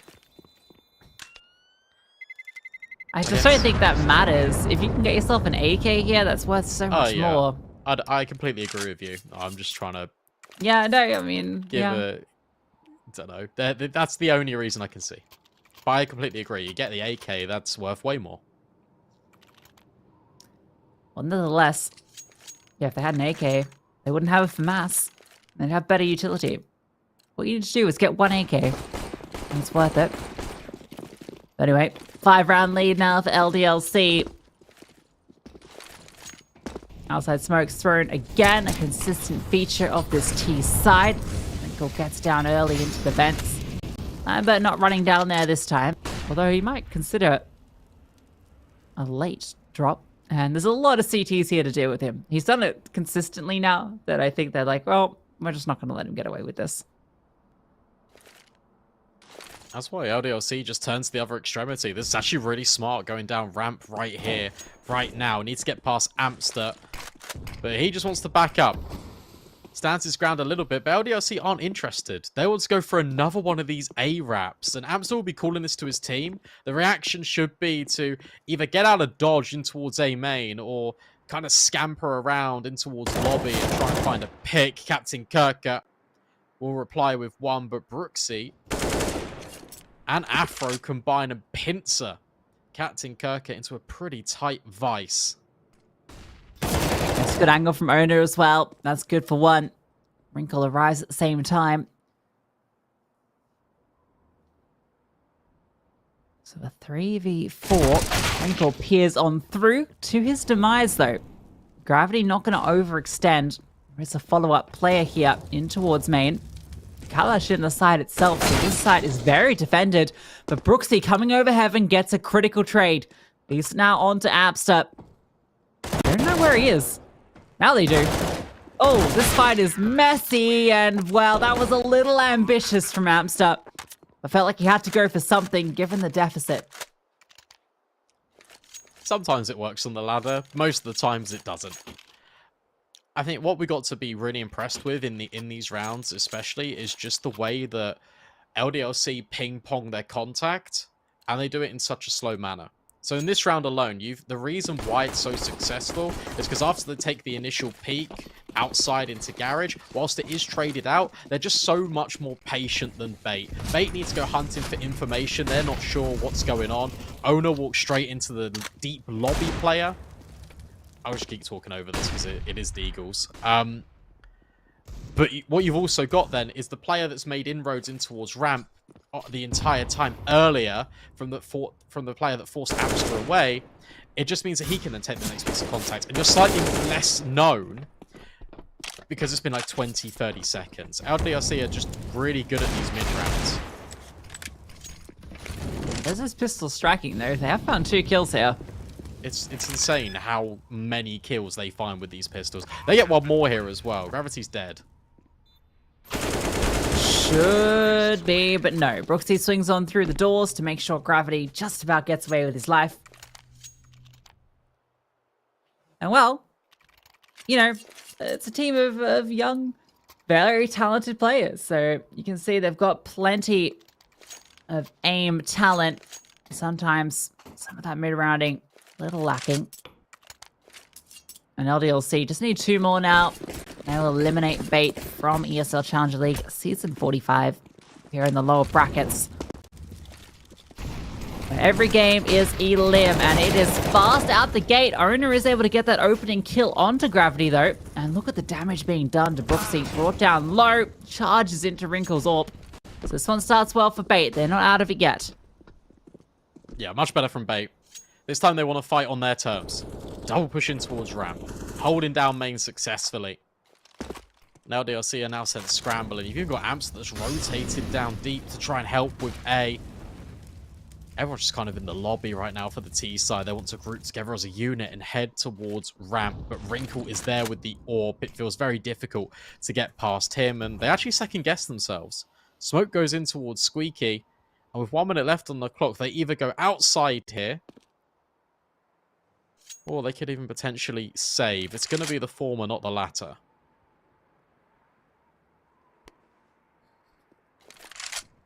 This setup from Bait is so good to handle this. Owner, who's been having a great game here on Nuke. It's really him and Wrinkle that are doing it all. He's going to be in the perfect position to drop the bomb. Is re-picked up, but Captain Kirker is lying in wait as well. So Lambert, 1v5? No. Not going to happen, I'm afraid. Unless, no. Okay. Good kill, but that's all it is. And every kill is impactful at this stage because Bait's money is really yet to be established. It's important not only they survive this next passage of play, obviously resulting in successes for their defense, but it also needs to be done in a really clean manner because you're constantly on this knife's edge of if you lose one round, you're basically in economic turmoil. It's a long way back in the game for Bait. They just have to stare at it like it's a round-by-round basis. Wrinkle peeking, but not quite securing. At least he's out alive. Look at Gravity is sitting in the smoke. Owner actually misses him. Oh, and that's given him the perfect position to find 2. Kalash in the heavens. Owner spamming on through as well. Wrinkle drops another. While they're in touching distance, they're just getting picked apart. Bait have come alive, and it's Owner and Wrinkle dragging them into this game. Yeah, I mean, literally look at it. It's 49 kills for Wrinkle and Owner. And 27 for the other players of Bait. That is actually just ridiculous numbers. But for LDLC, they're really trying to force the issue here. They're trying to close out the game a lot earlier than... well, than it is. The reality of the situation is that Bait are not ready to give over this game. And it's these individual mistakes creeping in now for LDLC. They tried to go for a faster play through that smoke. Owner, he's blindsided, but he's in the best possible position. The reposition was excellent from him. You're going to have to take an interesting purchase here if you're LDLC. I mean, you can drop guns over, but at the same time, we're talking about the conversation piece of the finances for Bait, but now it starts to rear its ugly head for LDLC as well. You're not panicked yet if you're LDLC. You're just thinking, this should be sort of done by now. Yeah, maybe go back to some of what was working in these outside smokes where they were putting good presence out there, lurking, finding the kills. Last couple of rounds where they've tried to force their way onto A and taking space towards ramp haven't quite worked out for them. This is a boost being assembled. Okay, this is fun. The triple boost. Oh, Wrinkle is right there, and they'll just fire the shot Afro. It was there. It was free. Oh no, he's missed the timing. You never see this boost work out for a kill. And he has it right there, but he wants to take that extra half a second and never fires the shot. Lamber's shooting squeaky to be like, guys, we're going A. Wrinkle, come back. Come back up. But not happening. Keep your eye, by the way, on Snoblin. Snoblin's all the way down secret right now. Owner is also down B. And look at this. Wrinkle's repositioned. He's pushing with Amster out lobby. Lambert's dead. Oh, or he should have been. Okay. This is really rough. Amster's now stuck. But Owner deals with Snoblin. Now LDLC have got limited options here. They've got to go A. They have to force their way through, and Captain Kirk... What? One of those kills. He had no idea that Afro was there, but he'll take that 3K. What a hold. And Wrinkle has no idea how close he came to dying at the start of that round. That's such a whack way for that to all happen. Is that another one to the timer tally? Does that count? I think it does. I think we're up to like 8 or 9 different instances, timings, just having a drastic effect. This is the most wild game of Counter-Strike I've seen in a hot minute. LDLC are now just relegated to pistols as well, by the way. Lack of bomb plants, this is what it will do to you.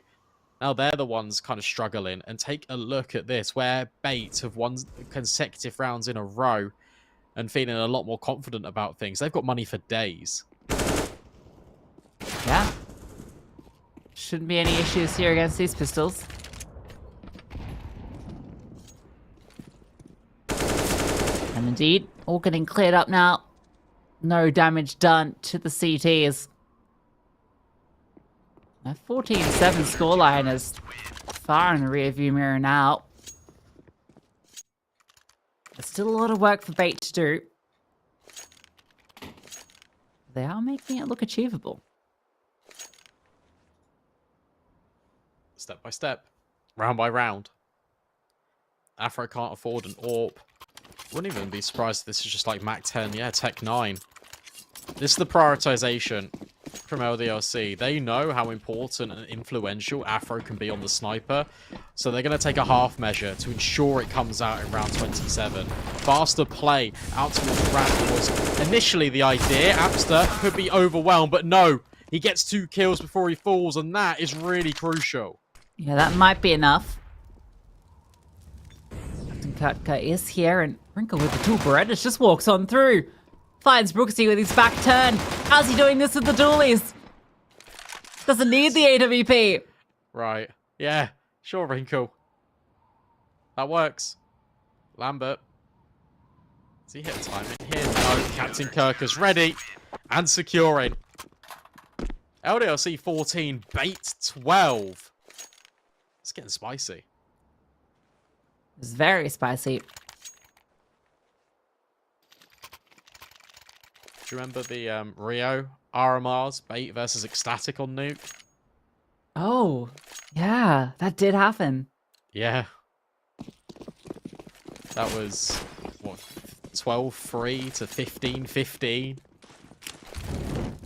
Yeah, Bait brought it all the way back just to lose. Yeah, that's kind of crazy.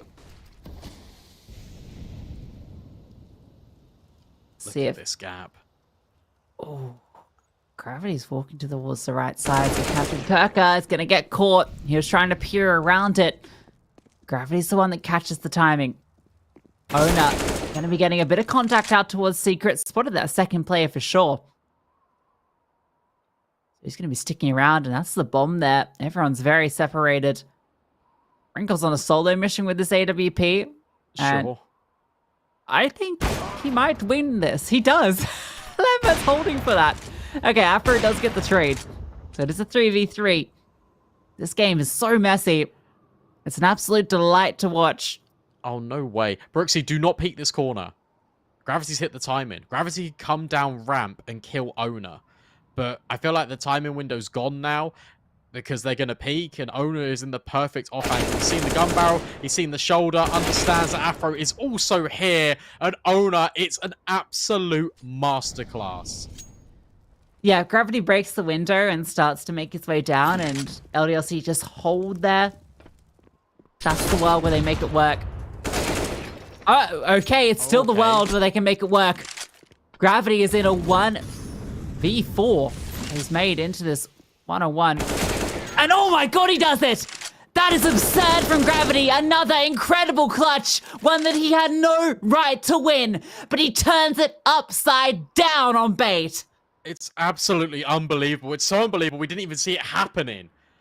What on earth is that from Gravity? He makes his presence known after going around the world, gets the initial entry kill from Garage, and then walks all the way down ramp, is loud about the approach, and hits 3 clinical headshots.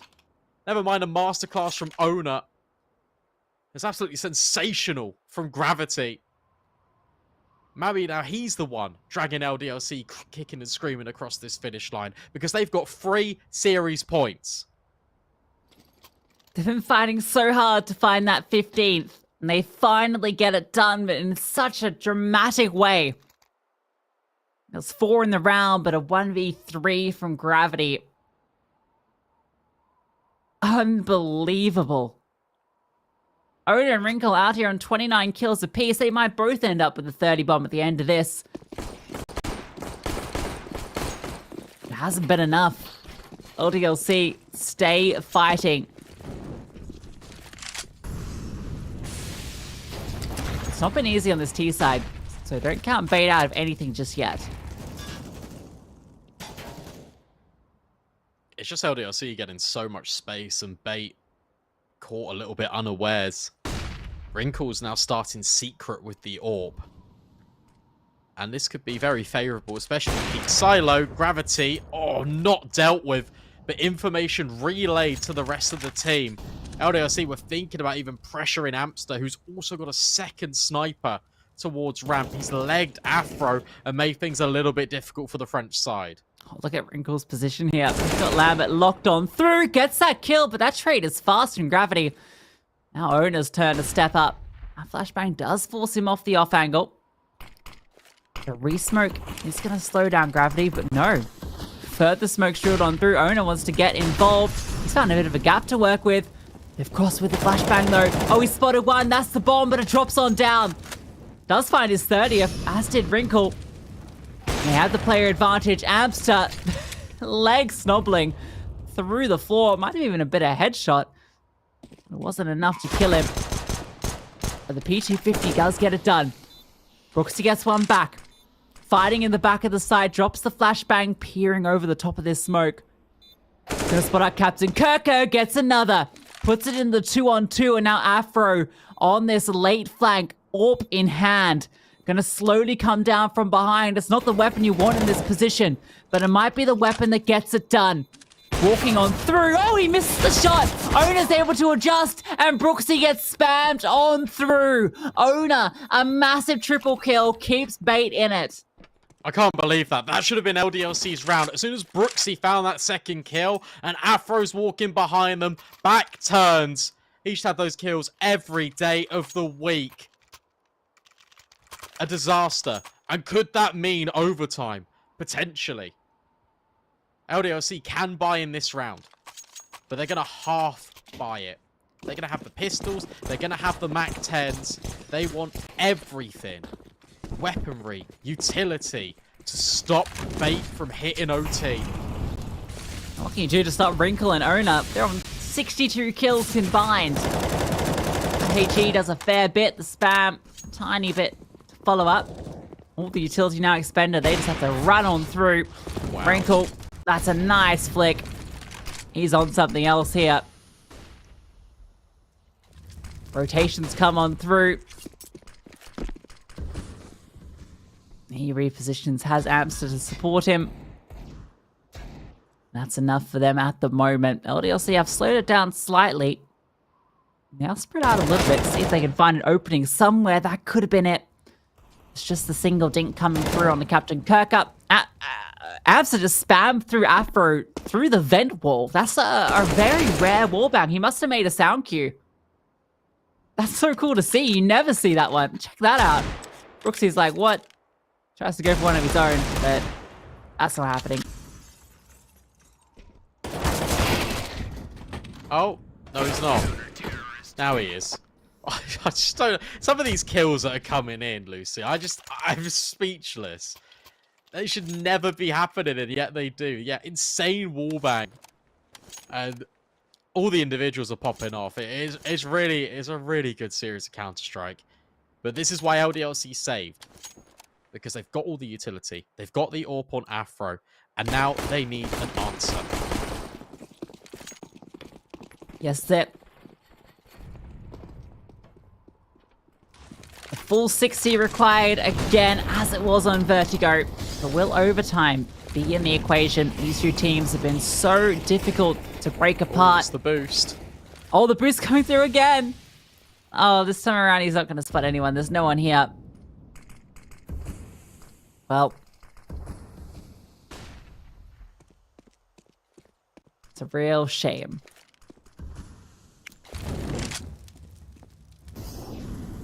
That has meant that Bait get a little bit of space, but the smokes are thrown out, so I don't know how much of that space is actually been capitalized on by Bait. LDLC are resetting. They're going to go back outside again, but I don't think they've got the utility to cross. They have one smoke remaining. Oh, Lambert. No way! How? He should have had that. He spotted Wrinkle, but he was just being patient, waiting for the head, and Wrinkle gets a little bit more. Wrinkle is just... He's so dynamic. Just keeps pushing and keeps finding success. Insane out of him. LDLC have made it down secret at the very least, but guess who's here? It's Wrinkle. And he's ready to kill you even if you're on the boost. That is absurd out of Wrinkle. Gets another player from LDLC. Brooksy will eventually lay him down to rest, but Amster's doing the job from ramp. This has got OT written all over it unless Brooksy can find an ace. And he can't. Owner will remove him. Overtime needed.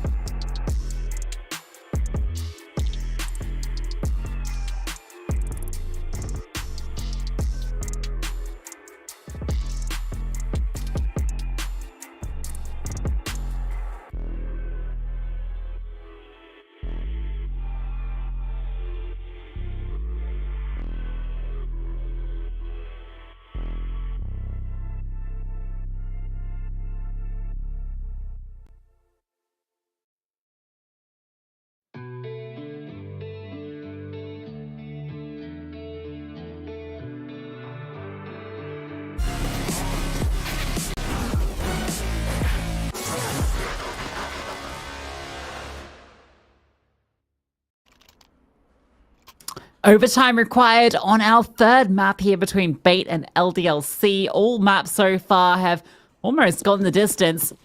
This one, no exception, a fitting end to this fantastic series between these two teams. Yeah, LDLC really been struggling on this T side though. And that can really throw some complications in the air. You had a number of opportunities to try and close the game thanks to Gravity's fantastic clutch, and he's actually the person that gets removed from the equation early. Captain Kirka with a really nice kill. It's been really interesting watching Wrinkle and his proactiveness. Has started down Secret a number of rounds, and this time it's no exception. Walking further forward, he's going to find Snoblin and even Brooksy. It's crazy that him and Ona start OT with 33 kills each. That's actually insane. LDLC, they were up 14-7. And it went to OT. That's how much of a struggle this T side has been, and well, it continues here in overtime. Only finding the one kill in that round as Bait kick it off with the first round. What can you do to get past these players? You can't go down B because Wrinkle's there. You can't go in towards A because that's Owner's territory. You're going to have to try and cause a rotation here for LDLC. A lot of these rounds have been very one-dimensional. A very, like, death ball approach. It's the mid-rounds, the slow down, after taking initial map control. That's where they find the most success. They get into the bait back lines. We haven't really seen that for a number of rounds. And it looks like this one's going to be no exception. Gravity, though, does deal with Kalash. But guess what? Wrinkle's here this time. And they're going to run straight through in towards the vent. But they're getting absolutely destroyed. I almost thought that no-scope had connected, but it was Ona finding that kill. Wrinkle swaps to the AK. Why the heck not? Afro is actually able to sneak down to join his teammates, so there is something to be said here for LDLC in this round. But not for long. Ooh, okay. Kirka, eyes trained. Gonna be chasing down Afro, but now Afro is repositioned, but doesn't matter. Lambert now has to come up massive, gets that first kill. That's all it's going to be. Wrinkle never budged. That's 17 for Bait. Yeah, Lambert actually spotted Captain Kirka crossing from the vent. That's why the player turned round from control. So it was like everyone was tracking each other. It was quite entertaining to watch. Yet again, it's the Owner and Wrinkle show. They get so many kills combined. And it feels like the other players are trying to play catch-up. You see that Amster and Captain Kirka have really started to try and warm their way up in. But their efforts of 18 and 17 are just so overshadowed. Like, it's an absolute joke. And Owner, this time, though, gets put to rest early. Maybe it has to be the A-bomb site, because one of the two is dealt with. But look at Amster. Look at this aggression. He's immediately swinging on through. Oh, but these sprays are going awry and everybody is falling like dominoes. Not a single kill going Bait's way there. Somehow LDLC managed to push that one through. But it's going to be Bait winning out the half on their CT side. They had a lot of struggles on their T side. I mean, that was kind of the story both ways. We'll see what they can bring back when the sides switch. I guess we could pose that question to you then, Lucy. Is one round enough on the T side? I think it might even be, just given what we've seen from both these teams on these T sides and how much they've struggled. And it was, what, 10-5 halves for each of them, in fact. Ooh, Snoblin AUG. Sorry, 9-6, not 10-5. Yeah, the orb. Always fun to see come out. Oh, Wrinkle's got his kills reset. No! Not actually. That's fine. LDLC have gone for a rebrand as well. They're now called LIP. Lambert is planting. Gravity is getting spammed through the smokes, actually. And, oh, tried to escape through hell, but missed his bullet on towards the window, so the glass didn't actually break. I like this from Kalash. This smoke is going to allow a lot more control. Owner creeps through garage. That lands over towards hell, and it means they can start trying to wrap through towards heaven. This is a cool double setup here. It's rare to see two players In this sort of position, fire goes down and okay, come on. Gravity should have got a kill there. That just feels really just not fair for him at all.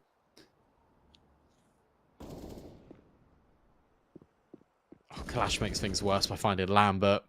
Everyone is finding kills from Bait. It might not be a single trade in response. Brooksy, no, gets absolutely domed by Captain Kirker. It's Bait. The first T round in a while they've had, they convert. And now they've got 2 opportunities to put the game to bed. That's so funny. That's like 2 back-to-back flawless rounds from each opposing team on their T side, which is where they both struggled. So it's quite funny how that one panned out. Kill update, owners winning. All right. Numbers reset 38 to 16. All right, so race between these two. And now they have the chance to close this one out. What a comeback it's been from Bait. Down 7 to 14, pushed it to OT. Now they have 2 opportunities to take this series. Afro, though, has something to say. Bruce Amster has that opener. Now he's getting a little bit more aggressive, pushing on through. It's being held for. This is a lot slower from Bait until Captain Kirker strikes, puts it back in the 4v4. Look at the rotation. Immediately, Snobbling goes outside. Brooksy has got the support from main at least. Owner, though, actually gets dealt with. Actually, 2 Titans of Bait falling. 4 versus 2. Things should be a little bit easier. As Lambert even spots Kalash trying to walk and creep his way through the doorway. Very clean round. Just felt like LDLC really understood what Bait were trying to achieve. The repositions and making sure that Bait had to walk into their crosshairs rather than forcing the fights themselves. All right, well, an opportunity for double OT here, potentially. Bait just need 1 more. Pause comes through now.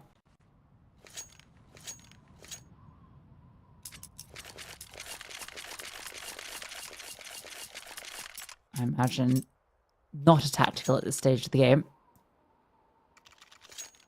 Maybe it was. Just saving that one to the last moment. Lambert is planting versus series. I was just thinking that. I guess the conversation piece is, Wrinkle, Owner, where do you think you can find an opening kill?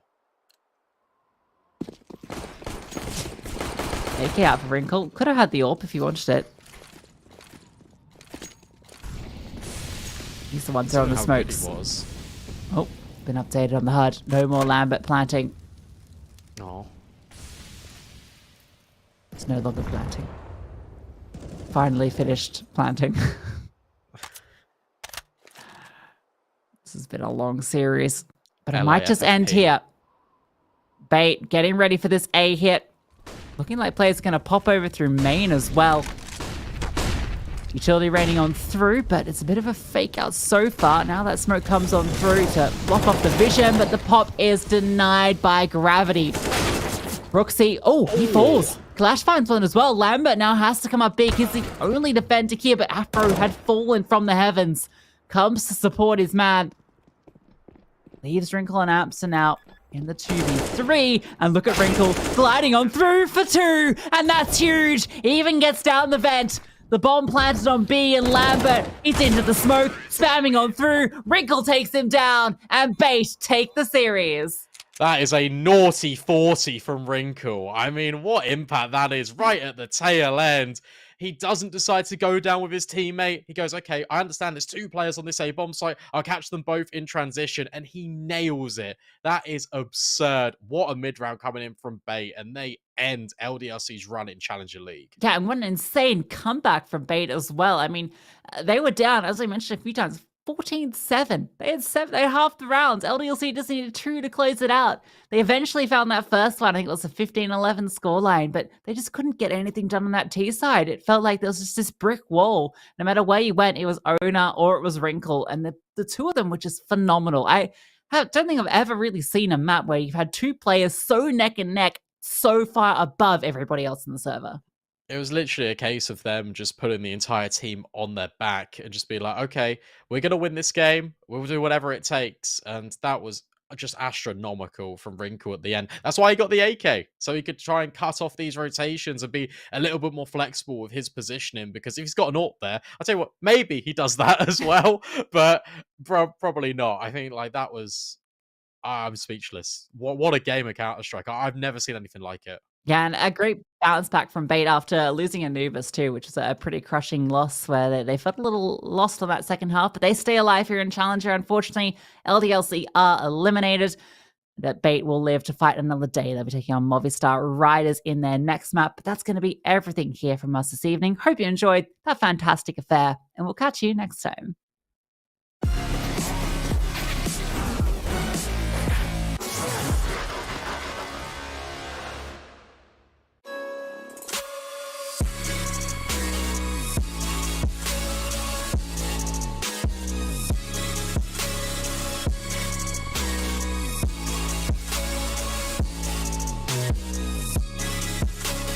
You love it, you wear it.